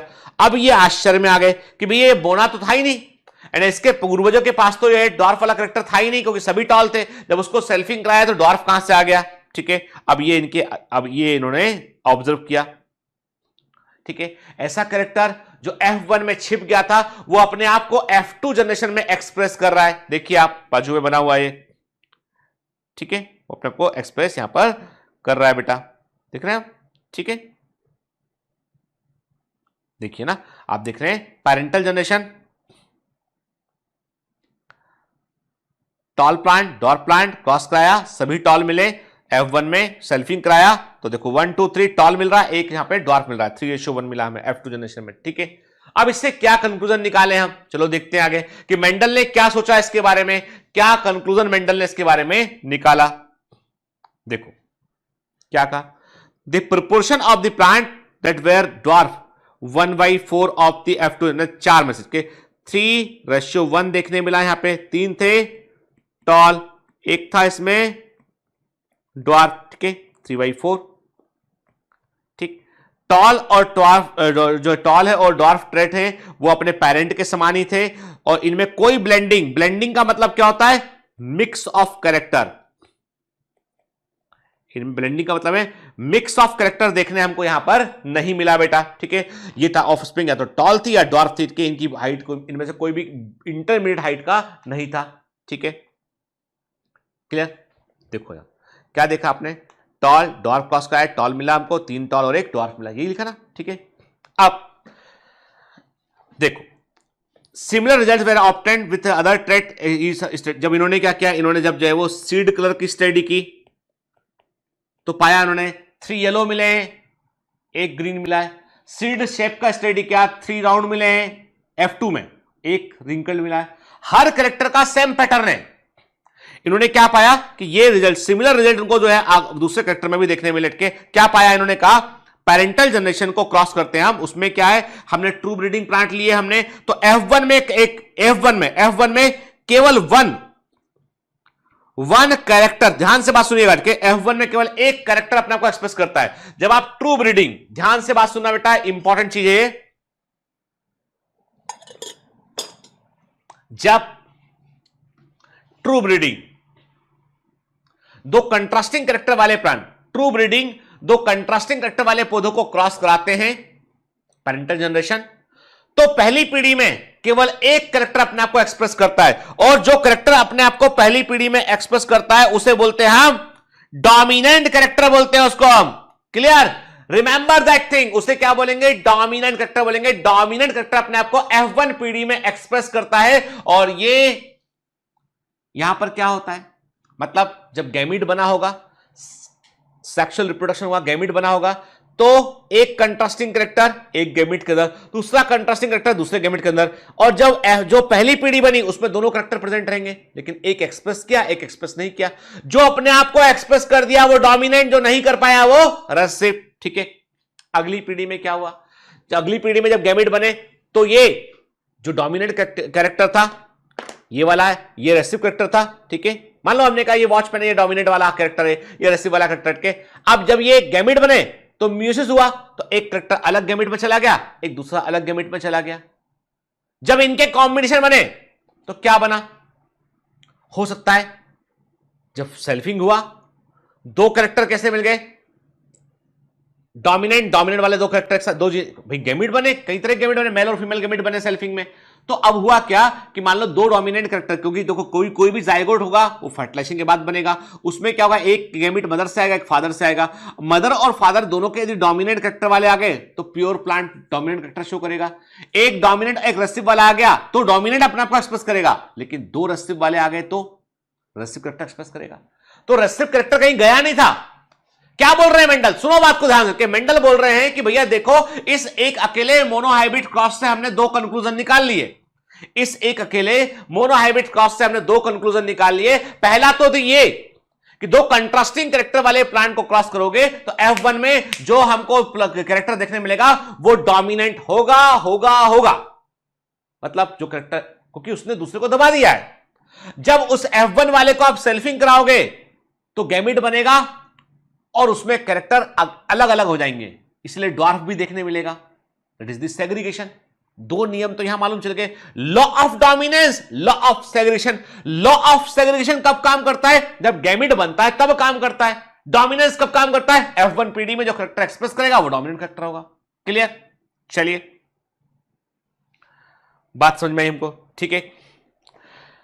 मेंडल ने बताया, मेंडल प्रपोज दैट समथिंग, उस समय तक ज्यादा नॉलेज था नहीं, कुछ ऐसा है जो एक पीढ़ी से अगली पीढ़ी में जाता है, बदलता नहीं है वो, ये पालकों से अपने बच्चों में पहुंचता है थ्रू गैमेट, सेक्सुअल रिप्रोडक्शन के थ्रू गैमेट से पहुंचता है, और ये पीढ़ी दर पीढ़ी आगे जाता है। और इसको उन्होंने कहा था फैक्टर, मेंडल ने फैक्टर कहा था, और इसको बाद में हमने पहचाना जीन के फॉर्म में। हम आज हम समझते हैं कि जो मेंडलियन फैक्टर थे, जो मेंडल के फैक्टर थे, वो आज के जीन है बेटा, ठीक है। जो मेंडल फैक्टर थे वो आज के जीन है। अब आप में से कई बच्चे बोलेंगे सर ये जीन क्या होता है?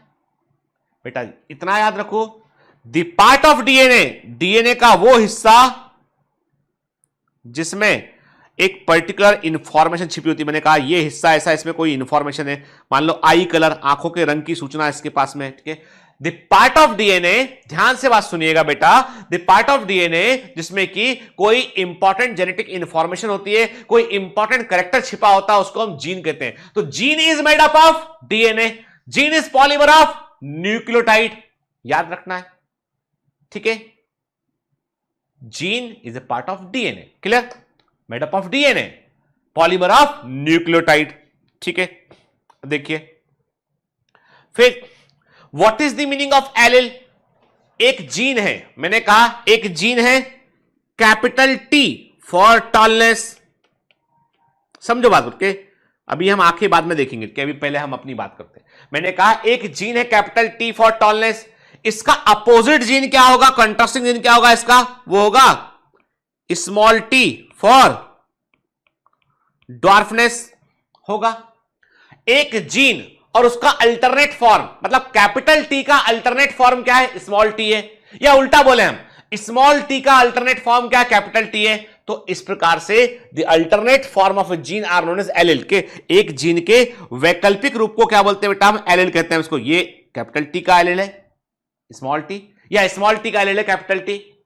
कैपिटल आर का एलिल होगा स्मॉल आर, कैपिटल वाई का एलिल होगा स्मॉल वाई। एलिल मतलब कंट्रास्टिंग, हम बोल देंगे अल्टरनेट फॉर्म ऑफ जीन, एक जीन के अल्टरनेट फॉर्म जो वैकल्पिक रूप है उनको हम एलिल कहते हैं, और एलिल के जोड़े को एलिलोमॉर्फ कहते हैं। देखिए आई कलर है, ब्राउन आई का एक एलिल, ब्लू आई, एमराल्ड ग्रे के। तो मैंने कहा आपसे एलिल मल्टीपल एलिल भी हो सकते हैं, पर जनरली एक जीन होता है और उसका एक एलिल होता है। मल्टीपल एलिलिज्म हम बाद में बात करेंगे, जब मेंडेलियन इनहेरिटेंस से अलग बात करेंगे। अभी हम इतना बात करेंगे यहां पे कि एक जीन होता है और उसके वैकल्पिक रूप होते हैं, उनको हम एलिल कहते हैं, ठीक है।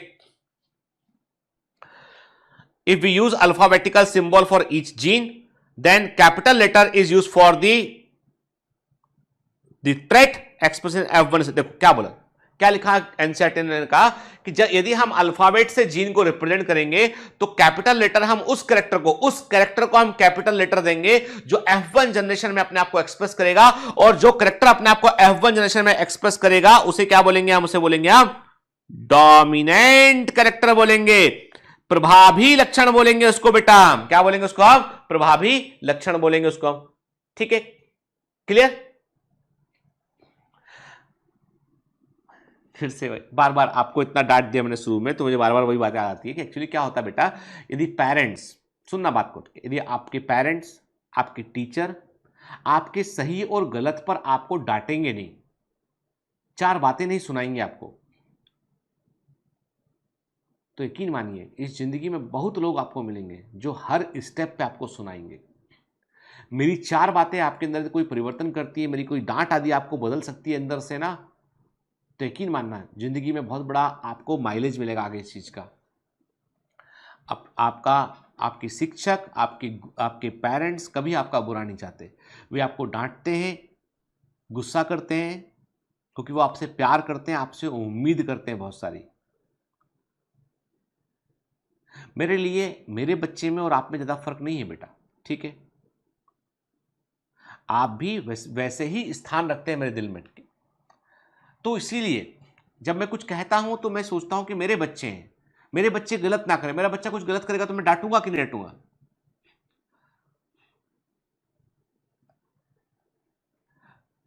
कभी खाना खाते हैं ये लोग ना अपने कमरे में, अपनी प्लेट भी उठा के नहीं रखते वहां पे किचन में लाके, आवाज आती, दीदी घर में काम करती है हमारे एक जो हमारे घर में जो हमारी हाउस हेल्प है सुलोचना, दीदी प्लेट ले जाओ, दीदी पानी ला दो।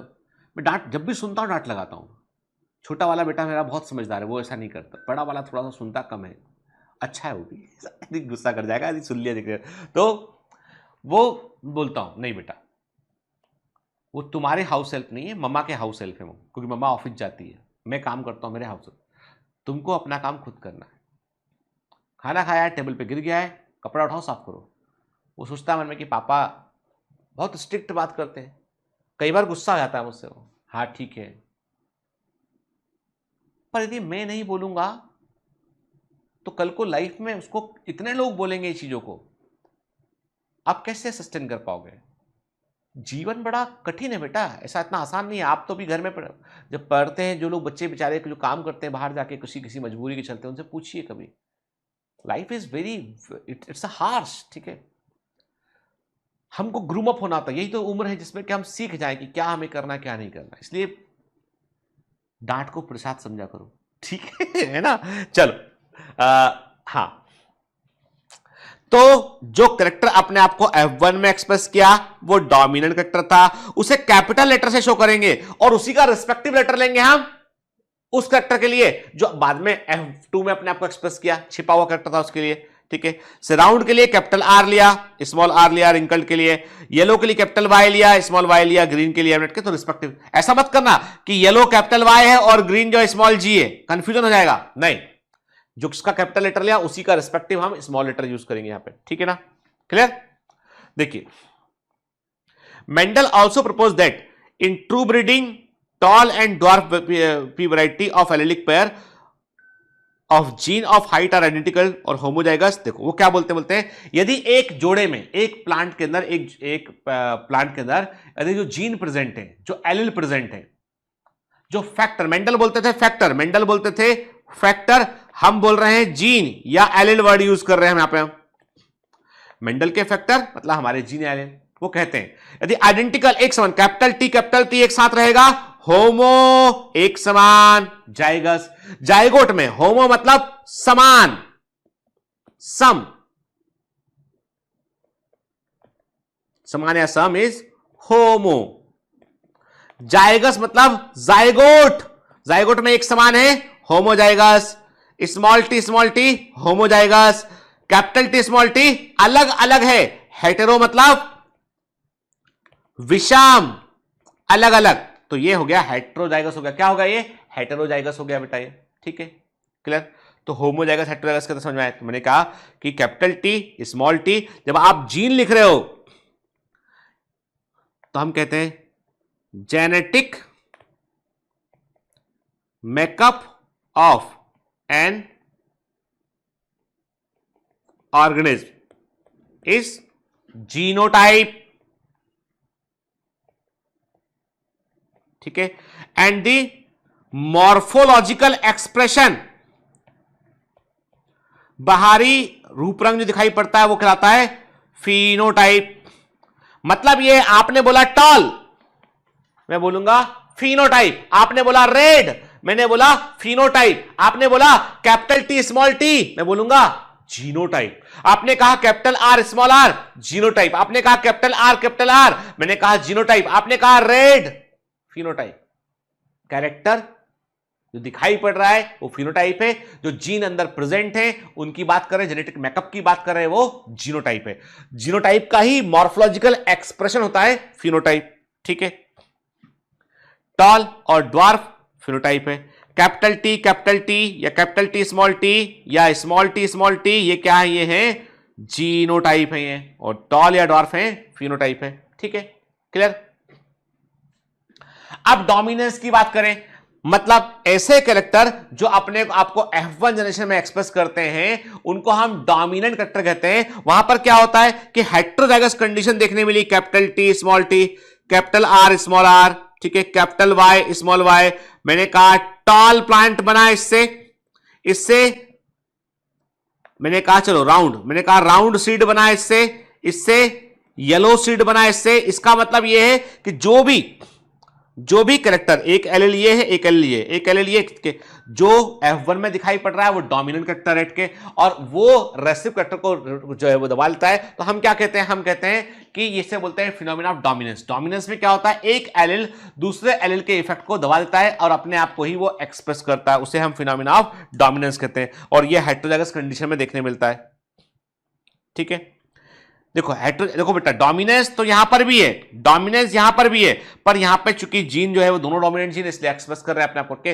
डोमिनेंस का असली मतलब समझ आता है जब रेसिव को वो सप्रेस करता है तो हम बोलते हैं डोमिनेंस। तो हम क्या बोलते हैं? In heterozygous condition if one allele is masking the expression of the another allele then the allele is said to be dominant के। समझ गए बात करके? अब आप बोलोगे सर कैसे? मैंने कहा ना आपसे कि देखो, कैपिटल हमें नहीं मालूम कि टॉल प्लांट में क्या है, हमें नहीं मालूम डॉर्फ प्लांट में क्या है, हमें नहीं मालूम।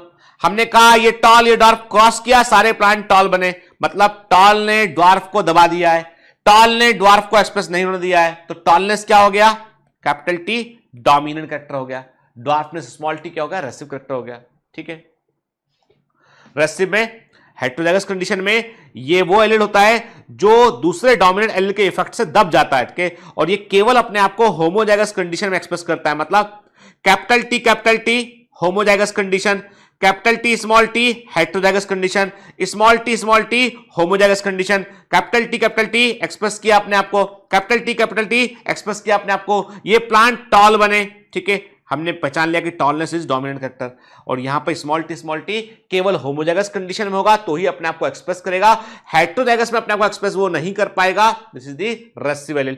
तो रेसिव एलिल अपने आप को केवल जो है, रेसेसिव एलिल अपने आप को केवल जो है वो होमोजाइगस कंडीशन में ही एक्सप्रेस कर पाते हैं, अपने आप को वो हेटेरोजाइगस कंडीशन में एक्सप्रेस नहीं कर पाते हैं। क्लियर बेटा? ठीक है, चलिए अब इट्स कन्वीनियंट और logical to use capital and lower case of alphabetical symbol, capital T small T से हमने यूज किया। ठीक है, to remember the concept of dominance and recessiveness. क्या तो क्या बोलता है? कैपिटल बी स्मॉल बी को दबा रहा है, देख रहे हैं यहां पे हम कि कैपिटल टी स्मॉल टी को दबाएगा।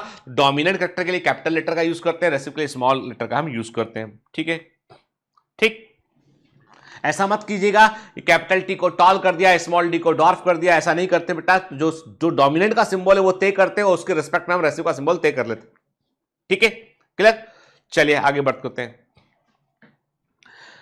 मैंने कहा ना बेटा आपसे कि the capital T small t plant is heterozygous for gene controlling one character height. It is the monohybrid and the cross between capital T and small t से हमने कहा, मैंने कहा ना आपसे कि when a cross is for the one pair of gene के allele के, यानी एक जो एलिल के एक जोड़े पे हम जो क्रॉस कराते हैं या एक कंट्रास्टिंग कैरेक्टर का क्रॉस कराते हैं उसे हम बोलते हैं मोनो हाइब्रिड क्रॉस कहते हैं, उसे हम मोनो।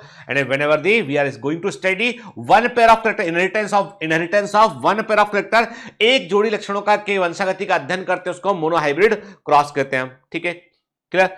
अब देखो बेटा, मोनो हाइब्रिड क्रॉस के मैं हमको ये पता होना चाहिए यहां पे, जैसे मैंने आपसे क्या कहा, मैंने कहा कैपिटल टी क्रॉस किया हमने, स्मॉल टी से क्रॉस किया हमने, ये हो गया पेरेंटल जनरेशन हो गया। ठीक है, F1 जनरेशन क्या हुआ? कैपिटल टी स्मॉल टी क्या हो गया? ये F1 जनरेशन हो गया। कैसे बना बेटा? ये गैमिट बनेगा, म्यूसिस होगी, गैमिट क्या बनेगा यहाँ पे? इस म्यूसिस के बाद जोड़े का। म्यूसिस में क्या होता है कि होमोलोगस क्रोमोसोम अलग अलग हो जाते हैं। म्यूसिस क्या करता है, हैप्लॉइड गैमेट को प्रोड्यूस करता है। यदि जोड़े में 2 जीन प्रेजेंट है, एक जोड़ा प्रेजेंट है जीन का, तो वो एक जीन जाएगा एक गैमेट में, अगला जाएगा दूसरे गैमेट में। ठीक है ना बेटा। तो यहां पे क्या हुआ, यहां पे गैमेट बना स्मॉल टी गैमेट बना, यहां पे गैमेट क्या बनेगा, कैपिटल टी गैमेट बनेगा, और ये गैमेट फर्टिलाइजेशन हुआ यहां पे, तो क्या बन गया, कैपिटल टी स्मॉल टी बन गया, है ना। मतलब द कैरेक्टर्स, ध्यान से बात सुन के, the characters segregate during the gamete formation के, ये भी याद रखना है हमको के। अभी हमको याद रखना है कि एक पेरेंटल जो जनरेशन थी उसमें जो प्लांट थे, उन्होंने जब म्यूसिस किया तो उन्होंने एक समान गैमेट बनाया। होमोजाइगस प्लांट हमेशा एक समान गैमेट ही बनाते हैं, कि तो कैपिटल टी बना या स्मॉल टी बना।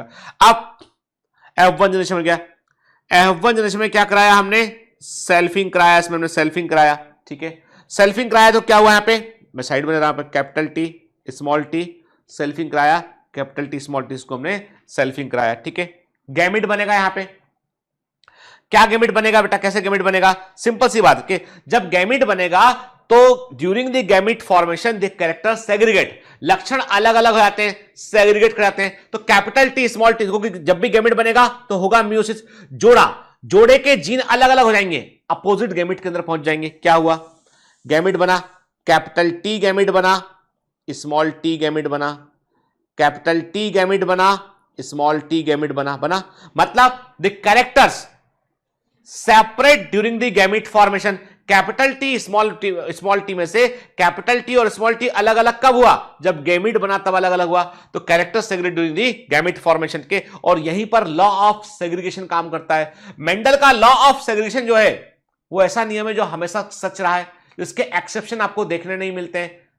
ठीक है, यहां तक बात हमको समझ में आई। अब देखो बेटा क्या है, जब कभी capital T small T gamete बनाया, हमने सेल्फिंग किया, हमने क्या लिखा था, ऐसा हमने लिखा था कैपिटल टी गैमेट बनेगा, स्मॉल टी गैमेट बनेगा, कैपिटल टी गैमेट बनेगा, स्मॉल टी गैमेट बनेगा। गैमेट कैसे बनते हैं, ये मियोसिस के दौरान बनते हैं। कैरेक्टर्स अपने आप को सेग्रीगेट करते हैं एनाफेज फर्स्ट में, साइटोलॉजी पढ़ेंगे तब बात करेंगे, तो अपने आप को अलग करते हैं। तो होता क्या है कि कैपिटल टी स्मॉल टी जो है वो अपने आप को, जब मियोसिस होगा क्रोमोसोम नंबर आधा रह जाएगा, एक क्रोमोसोम जो है एक गैमेट में जाएगा, दूसरे गैमेट में जाएगा। ठीक है, तो कैपिटल टी स्मॉल टी अलग अलग हो गए, 50% गैमेट बनेंगे कैपिटल टी वाले, 50% बनेंगे स्मॉल टी वाले, ऐसा ही हो रहा है, बराबर पॉसिबिलिटी है इसकी। ठीक है, अब क्या होगा, अब ये माना हमने कि ये मेल प्लांट है, ये फीमेल प्लांट है। ठीक है, अब क्या करेंगे, अब आप परम्यूट, अब देखेंगे आपकी क्या कॉम्बिनेशन बनेगा। मान लो, अब सुनो बात उठ के, मान लो ये हुआ बेटा, ये मेल गैमेट इस फीमेल गैमेट से मिला, तो क्या बन गया, कैपिटल टी बन गया टॉल प्लांट।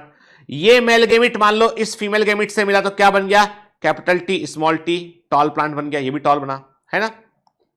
फिर हमने कहा ये मेल गैमेट इस फीमेल गैमेट से फ्यूज किया, तो भी कैपिटल टी स्मॉल टी बना, कैपिटल टी फीमेल गैमेट का काम करेगा, है ना।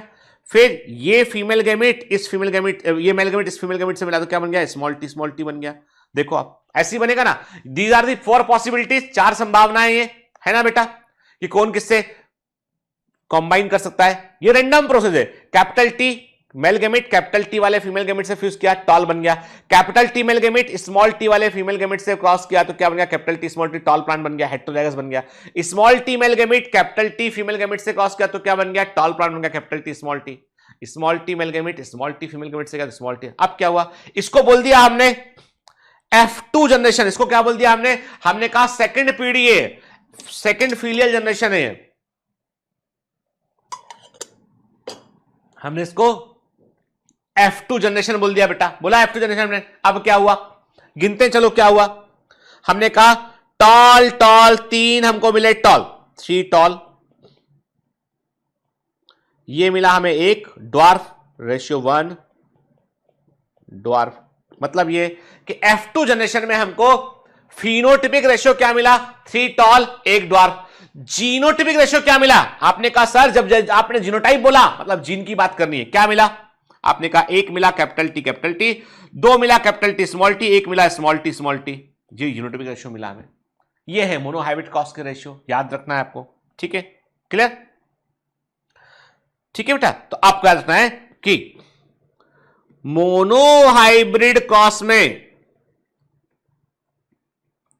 F2 जनरेशन में क्या रेशियो मिलता है आपको, 3 आपको टॉल मिलते हैं, 1 आपको ड्वार्फ मिलता है। ये हो गया इसका फिनोटिपिक रेशियो, ठीक है। 1 capital T, 2 capital T small T, 1 small T, ये क्या हो गया इसका, ये हो गया इसका जीनोटिपिक रेशियो हो गया इसका, ठीक है। याद रखना आपको 1:2:1 है ना, जहां जीन बता रहे हैं वो जीनोटिपिक रेशियो हो गया बेटा, ठीक है। During fertilization of the 2 allele capital T from 1 parent से थ्रू दी पोलेंट। अब देखो ये तो हम समझ गया ऑलरेडी, हमने देख लिया बना के, हमने पूरा क्रॉस समझा अच्छे से हमने, तो हमको क्या रेशियो मिला यहाँ पे, हमें कैपिटल, हमने यही बातें लिखी थी जो हमने समझा वही लिखा है यहाँ पे। तो यहाँ पे हमको फिनोटाइपिक रेशियो क्या मिला याद रखना है बेटा, जीनोटाइपिक रेशियो क्या मिला हमको ये भी याद रखना है, ठीक है ना, क्लियर। पेरेंटल जनरेशन में याद, पी जनरेशन में प्योर लाइन प्लांट थे, ठीक है, capital T into small T.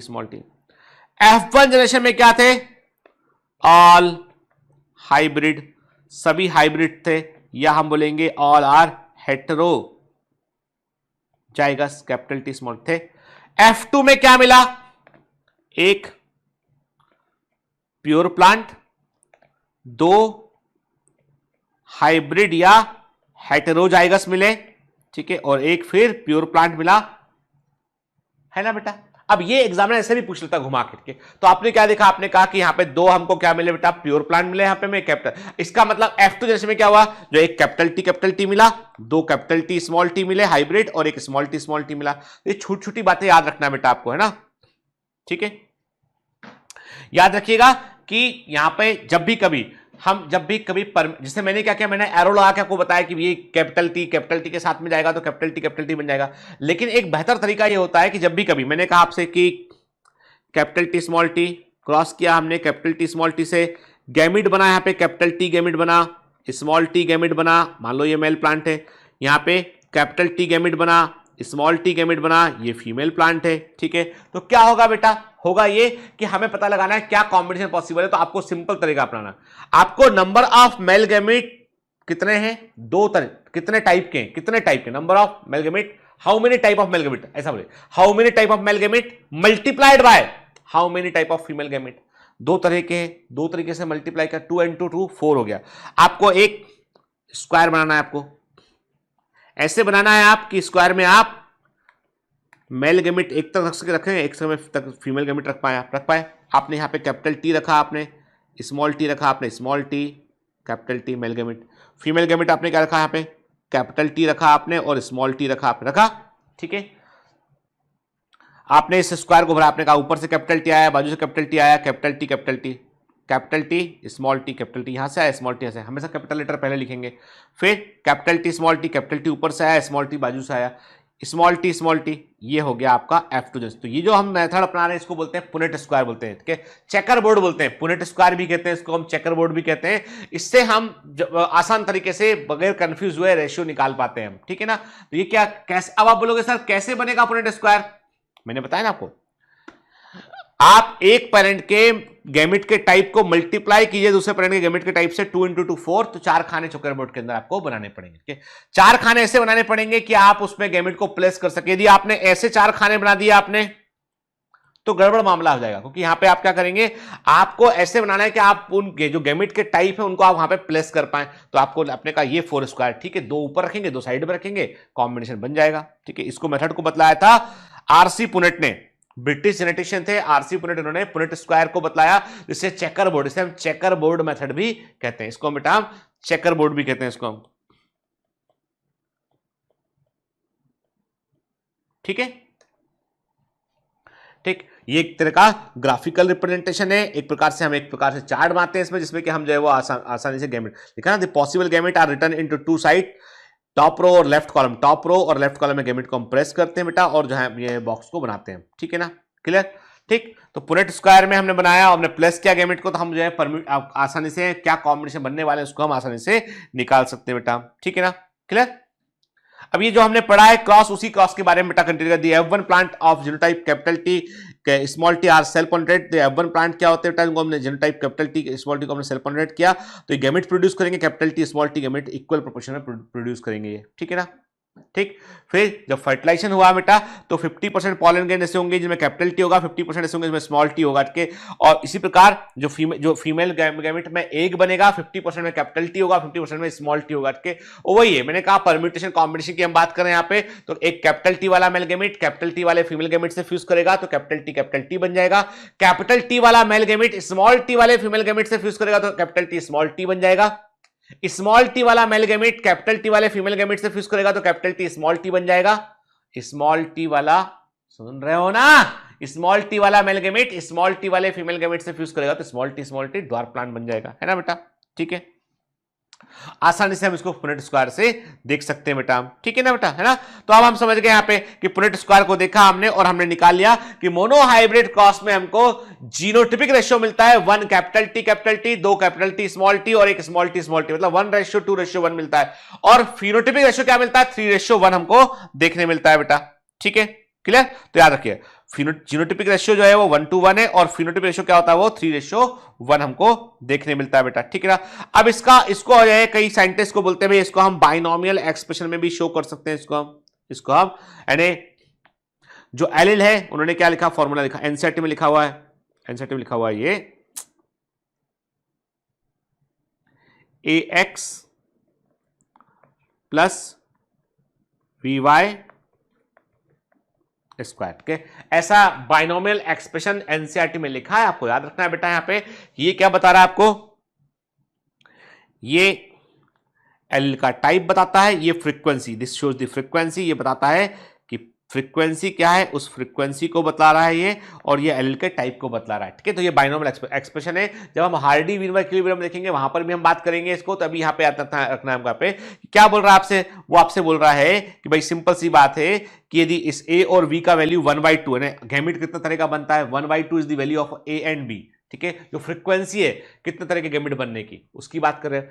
और एक्स क्या है यहाँ पे, एक एलिल है, वाई दूसरा एलिल है यहाँ पे। तो एक्स क्या है, मैंने कहा कि ए 1/2 है, एक्स क्या है capital T is the x, ठीक है ना, है ना।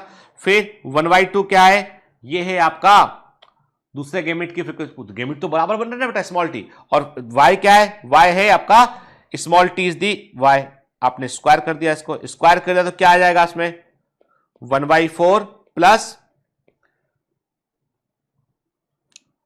सॉल्व करेंगे आप तो हाँ 1/4 plus 1/2 plus 1/4, capital T small T capital T small T, capital T small T और स्मॉल टी आ जाएगा, है इसी आएगा ना। देखो बाइनोमियल एक्सप्रेशन को सॉल्व करेंगे यहाँ पे हम, तो हमारा आया 1/4 capital T 1/2 capital T small T 1/4 small T, ठीक है ना।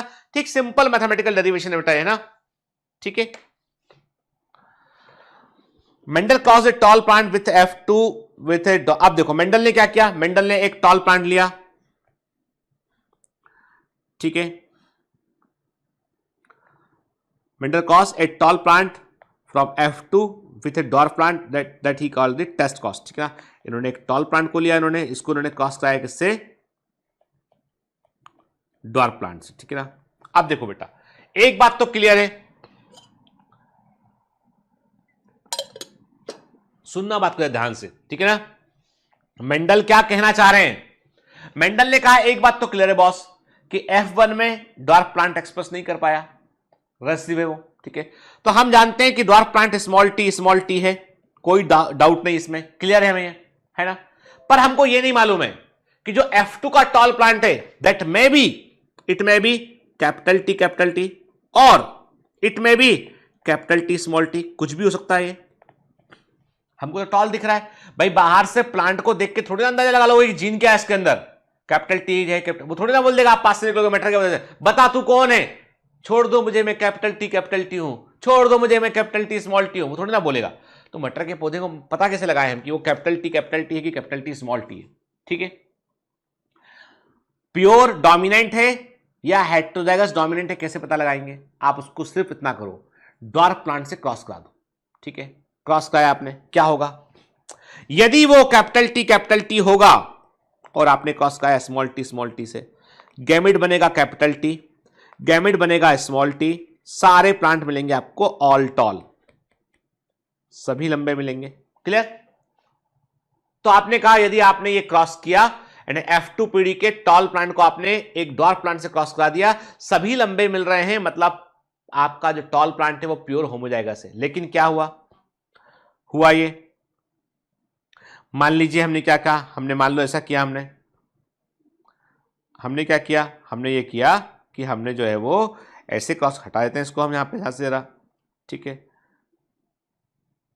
हमने क्या किया, इसको हमने सब हट रहा है तो ठीक है। चलो अभी हमने क्या किया, हमने लिया, यदि मान लो आपका दिया गया टॉल प्लांट, मैंने कहा टॉल प्लांट कैपिटल टी या कैपिटल टी स्मॉल टी हो सकता है। अब आपको आपका जो टॉल प्लांट है मान लो कैपिटल टी स्मॉल टी है, मान लो कैपिटल टी स्मॉल टी है, आपने क्रॉस कराया स्मॉल टी से क्रॉस कराया, क्या होगा, गैमेट बनेगा यहां पे दो तरह का, कैपिटल टी गैमेट बनेगा, स्मॉल टी गैमेट बनेगा, यहां पर एक तरह गैमेट बनेगा, स्मॉल टी गैमेट बनेगा। एक प्लांट मिलेगा आपको, वन मिलेगा आपको टॉल, एक मिलेगा आपको ड्वार्फ, मिलेगा ना, स्मॉल टी एक ड्वार्फ के। क्या हुआ आपका, यदि दिया गया टॉल प्लांट यानी F2 का जो टॉल प्लांट है यदि वो हेट्रोजाइगस होगा तो एक टॉल और एक ड्वार्फ मिलेगा, 1:1 मिलेगा। तो आपने मेंडल ने क्या किया, मेंडल ने सिंपल सा काम किया, उसे नहीं मालूम कि F2 में जो टॉल प्लांट मिल रहे हैं वो होमोजाइगस है कि हेट्रोजाइगस है, उसने ड्वार्फ प्लांट से क्रॉस कराया, जिसको क्रॉस कराया यदि सारे टॉल मिले प्योर होमोजाइगस है, आधे टॉल आधे ड्वार्फ मिले 1:1 मिला तो ये हेट्रोजाइगस है। This is the test cross, मतलब इस कॉस को इसलिए कहा गया कि इससे हम टेस्ट कर सकते हैं कि दिया गया डोमिनेंट प्लांट जो है वो होमोजाइगस है कि हेट्रोजाइगस है, तो इसे टेस्ट कॉस कहते हैं। तो टेस्ट कॉस का रेशियो क्या आया बेटा, 1:1 आता है, मोनोहाइब्रिड टेस्ट कॉस का रेशियो 1:1 आता है, ठीक है ना, क्लियर। तो नोट कर लेना जरा, monohybrid test cross ratio is 1:1, ठीक है ना। ये बतलाता है कि डोमिनेंट प्लांट जो है वो हेट्रोजाइगस है, ठीक है ना। क्या करते हैं हम जो है वो प्लांट को क्या करते हैं बेटा, हम जो है वो डोमिनेंट कैरेक्टर वाले प्लांट को हम क्या करते हैं, रेसिसिव वाले प्लांट से हम क्रॉस कराते हैं, ठीक है ना। तो उसे क्या बोलते हैं बेटा, उसे हम बोलते हैं टेस्ट कॉस। तो अब एक डेफिनेशन इसकी और भी आती है कि आपने एक F1 वाले प्लांट को आपने उसके रेसिसिव पेरेंट से, याद रखना ये एनसीईआरटी में नहीं है पर एग्जाम में पूछा था, रेसिसिव पेरेंट से आपने क्रॉस किया तो वही बात होगी ना बेटा 1:1 वाली बात, क्या F1 capital T small T recessive parent से क्रॉस किया स्मॉल टी से, तो क्या हो जाएगा, ये मोनोहाइब्रिड टेस्ट कॉस बनाएगा ये। तो F1 if cross with the recessive parent उसे हम मोनोहाइब्रिड टेस्ट कॉस बोलेंगे हम, ठीक है, क्लियर। अब मेंडल ने जो कुछ भी देखा समझा, यहां पे हम मेंडल के अनुसार ही बात कर रहे थे, मेंडल जो समझाने की बातें कर रहे थे उन्हीं बातों पर हमने देखा बेटा, उसी को हमने समझा। यहां पे क्या जो मेंडल बाबू बोल रहे थे हम सबको समझ लिए यहां पे, ठीक है। Mendel proposed 2 general rule. अब क्या, अब वो अरे आप खुद समझ गए, आपने कहा जो कैरेक्टर अपने आप को F1 में एक्सप्रेस कर रहा है वो हो गया डोमिनेंट कैरेक्टर। जब आपने सेल्फिंग कराया F1 का, सेल्फिंग कराया, रेसिसिव कैरेक्टर फिर से आ गया, सेग्रीगेट कर गया, law of segregation and law of dominance. तो ये हमने क्या कहा, मेंडल ने, सुनना बात, मेंडल ने मोनोहाइब्रिड क्रॉस के आधार पर 2 नियम दिए। मोनोहाइब्रिड क्रॉस के आधार पर, स्टेटमेंट सुनिएगा, मोनोहाइब्रिड क्रॉस के आधार पर 2 नियम दिए, लॉ ऑफ डोमिनेंस और लॉ ऑफ सेग्रीगेशन, दोनों को मिला के बोलते हैं प्रिंसिपल और लॉज ऑफ इनहेरिटेंस बोलते हैं, वंशागति के अनुवांशिकी के नियम कहते हैं। एक नियम और आएगा जो मेंडल ने डाई हाइब्रिड क्रॉस में दिया, ये मोनोहाइब्रिड क्रॉस की बात कर रहे हैं। मेंडल के टोटल 3 नियम है बेटा, law of dominance, law of segregation, law of independent assortment, ठीक है ना। लॉ ऑफ डोमिनेंस क्या कहता है, वो कहता है कि जो कैरेक्टर है वे कुछ इकाइयों के द्वारा कंट्रोल होते हैं, इन्हें हम फैक्टर बोलते हैं, और ये फैक्टर हमेशा जोड़े में पाए जाते हैं, और जब भी कभी जोड़े के में 2 डिफरेंट तरह के फैक्टर साथ मिलते हैं तो जोड़े तो क्या होता है बेटा, डिसिमिलर पेयर ऑफ फैक्टर होता है। तो एक पेयर का, जोड़े का एक फैक्टर डोमिनेंट होता है, दूसरा रेसिसिव होता है, और डोमिनेंट फैक्टर हमको F1 जनरेशन में हमको देखने मिलता है, ये लॉ ऑफ डोमिनेंस हो गया, ठीक है ना। सिंपल शब्दों में बोले तो whenever you cross two true breeding plants, जब 2 ट्रू ब्रीडिंग कंट्रास्टिंग कैरेक्टर वाले पौधों को क्रॉस कराते हो तो F1 में जो कैरेक्टर देखने मिलता है वो डोमिनेंट कैरेक्टर होता है, ठीक है, क्लियर। यानी जो कैरेक्टर आपको F1 में देखने मिलेगा वो डोमिनेंट कैरेक्टर होगा बेटा, कोई भी कैरेक्टर। 2 कंट्रास्टिंग कैरेक्टर वाले प्लांट को आपने क्रॉस कराया, प्योर लाइन पैन और क्रॉस पे आया तो जो कैरेक्टर F1 में देखने मिलेगा वो डोमिनेंट कैरेक्टर कहलाएगा बेटा, ठीक है। फिर लॉ ऑफ सेग्रीगेशन क्या कहता है, वो कहता है कि the character which is not express in the F1 generation, वो लक्षण जो अपने आप को F1 जनरेशन में एक्सप्रेस नहीं कर पाता है, दैट इज नॉट डिस्ट्रॉयड, खत्म नहीं होता है, that get segregate during the gamete formation. जब F1 अपना गैमिट बनाएगा तो वो कैरेक्टर अलग हो जाएगा, F2 जनरेशन में हमको दिखाई पड़ता है। क्या लिखा है, this law is based on the fact that allele do not show any blending, कोई भी एलिल आपस में मिक्स नहीं होते हैं, that both character are recovered, दोनों कैरेक्टर जो है F2 जनरेशन में हमको देखने मिलते हैं, रिकवर कर जाते हैं, ठीक है। Though the parent contain 2 allele during the gamete formation, parent में गैमिट फॉर्मेशन के समय 2 एलिल होते हैं, लेकिन गैमिट के अंदर केवल एक ही एलिल होता है, कि इसका मतलब इसे हम जो है लॉ ऑफ सेग्रीगेशन, ध्यान से बात सुना, लॉ ऑफ सेग्रीगेशन को बेटा हम law of purity of gametes भी कहते हैं, यानी इसमें gametes are always pure, gamete कभी हाइब्रिड नहीं हो सकते, गैमिट में जोड़े का केवल एक ही जीन प्रेजेंट रहेगा, ठीक है ना, क्लियर। अब ये तो बात की हमने मेंडेलियन जेनेटिक्स के, and this all is called as Mendelian genetics, पूरे को क्या बोला हमने, इसे हमने मेंडेलियन जेनेटिक्स कहा, मेंडल की अनुवांशिकी कहा, इसको हमने मेंडेलियन जेनेटिक्स कहा, इसको हमने, ठीक है। लेकिन एक बात बता दूं मैं कि प्रकृति की अपनी अपनी कहानी होती है, अपनी ऑन मिस्ट्री होती है, nature has its on mysteries, उसकी अपनी कहानी है, कि वो इतना सिंप्लीफाइड नहीं है जितना मेंडल ने बताया। मेंडल ने हमको मेंडल बता गए कि मोटे तौर पे काम ऐसे होता है, broadly it functions like that, क्या, लेकिन कई चीजें ऐसी थी जो मेंडल नहीं देख पाए, मतलब let's see what Mendel couldn't see, क्या मेंडल नहीं देख पाए, मेंडल क्या नहीं देख पाए ये हम अगली क्लास में देखेंगे। हम मेंडल नहीं देख पाए इनकम्प्लीट डोमिनेंस को, मेंडल नहीं देख पाए कोडोमिनेंस को, मेंडल नहीं देख पाए लिंकेज को, तो नेक्स्ट क्लास में हम बात करेंगे, एक तो डायहाइब्रिड क्रॉस को समझेंगे हम, और जो अभी अब तक हमने मोनोहाइब्रिड क्रॉस समझा, तो मोनोहाइब्रिड क्रॉस में मेंडल क्या चूक कर गए, क्या नहीं समझ पाए, पहले उसको देखेंगे, फिर डायहाइब्रिड क्रॉस पर बात करेंगे, देन हम बात करेंगे लिंकेज पे बात करेंगे हम, ठीक है ना। नेक्स्ट लेक्चर थोड़ा सा लंबा भी होगा, थोड़ा टफ हो सकता है बेटा लेक्चर के, तो कहने का मतलब है कि अब ये जो यहां पे क्यों खत्म किया मैंने, ताकि आप इतना जो फंडामेंटल है वो अच्छे से दिमाग में डाल लें आप, ताकि अगला लेक्चर आपको समझ में आए बेटा, ठीक है। चिंता मत कीजिए, आप मेरा दिल है बेटा, आप मेरे बहुत क्लोज हैं। बायोमेंटस कोई बहुत बड़ा फंडिंग वाला बड़ा इंस्टीट्यूट की जिसके पास टी शर्टें हो, नाम लिखे हो, दिन और रात लगे हो, वो नहीं है बायोमेंटस के, ये परिवार है, ये एक कमांडो ट्रेनिंग सेंटर है।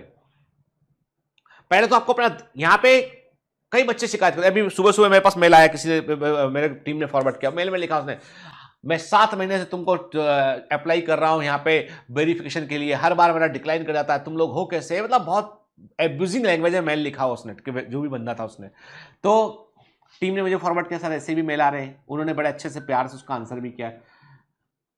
क्या दिक्कत थी, वो जब भी वेरिफिकेशन के लिए अपना फोटो डाल रहा था, वो तो अपना चेहरे पे मास्क लगा के फोटो डाल रहा था वेरिफिकेशन के लिए, मार्कशीट जो है वो किसी और की थी, फोन नंबर ऑलरेडी रजिस्टर्ड था अकाउंट में के किसी और के नाम पर, तो ऐसे, तो ये तो सीरियस इंस्टीट्यूट है, यहां पर पहले तो आपको अपना दिल लेके आना पड़ेगा, यानी आपके पास यदि दिल नहीं है तो ये इंस्टीट्यूट आपके किसी काम का नहीं, बायोमेंटस के।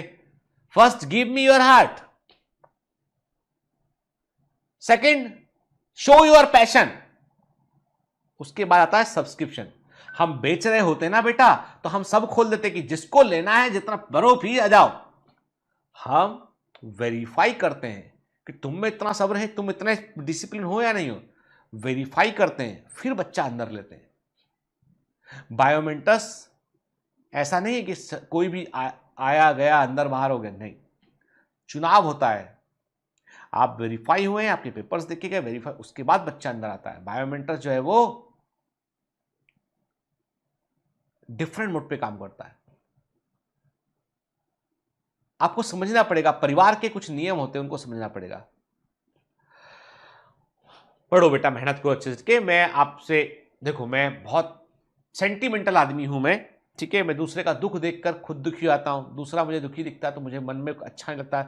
मैं पिछले 2-3 से 3 दिन से मैं ठीक से खाना भी नहीं खा पाया, मैं देखा, मैंने पूरा सीन देख के, सब देख के मन बहुत दुखी आता है, करता है, लगता है कि क्या है, कुछ भी नहीं, हम तो कर्ण के समान हम कुछ कर ही नहीं सकते इतनी बड़ी ट्रेजेडी में। वही कर सकते, जाके 4 पेशेंट देख लो, आपको पढ़ा दो, ठीक है। कुछ है ही नहीं एम्पावरमेंट पास में। इतने लोग, इतना टाइम मिला हमको, क्या किया हमने बताओ? ऑक्सीजन नहीं है, लोग तड़प रहे बाहर, दवा नहीं है, ऑक्सीजन नहीं है, वैक्सीन नहीं है। हूं मैं ऐसा यार, मेरे को आप नहीं बदल सकते हैं, ठीक है। मुझे बहुत बुरा लगता देख के कि हम आज भी हम किसी के की जान की कीमत नहीं समझते। हम बोलते हैं 2%, अरे वो 2% में एक इंसान है, जानते हो तुम उसको, वो कौन है, वो क्या है, किसका क्या लगता है? तुम बोलते हो 2% मोर्टेलिटी, हद हो गई। एक सिंगल जान की कीमत होना चाहिए। हम क्या कीड़े मकोड़े ऐसी ऐसी बस संख्या बढ़ाने के लिए आ गए? सोचना पड़ेगा, ठीक है। दुखी, कई बार मन दुखी आता, तो 4 बातें मैं कह देता हूं, लेकिन बात इतनी सी बेटा कि यार देखो, परिवर्तन तो हम ही है ना। ये मैंने शपथ ली है ये चीज की। अभी इतना ट्रेजेडी टाइम जरा से कुछ कर, लेकिन मैं बदलूंगा, मैं चेंज करूंगा, चाहे कुछ हो जाए वो चेंज। इसको मैं ऐसा नहीं रहने दूंगा। मैं रहूंगा तो इसको ऐसा नहीं रहने दूंगा। मैंने सोच के रखा है इस बात को, ठीक है। और तुम सब मेरा साथ दोगे इस पर, ठीक है। मुझे इस देश का हर नागरिक कीमती है, गरीब हो अमीर हो, उसको वही फैसिलिटी मिलना चाहिए, उस आदमी की जान की कीमत होना चाहिए। हम वोट नहीं हैं, हम इंसान हैं। हमें ये कीमत समझनी पड़ेगी। All the best.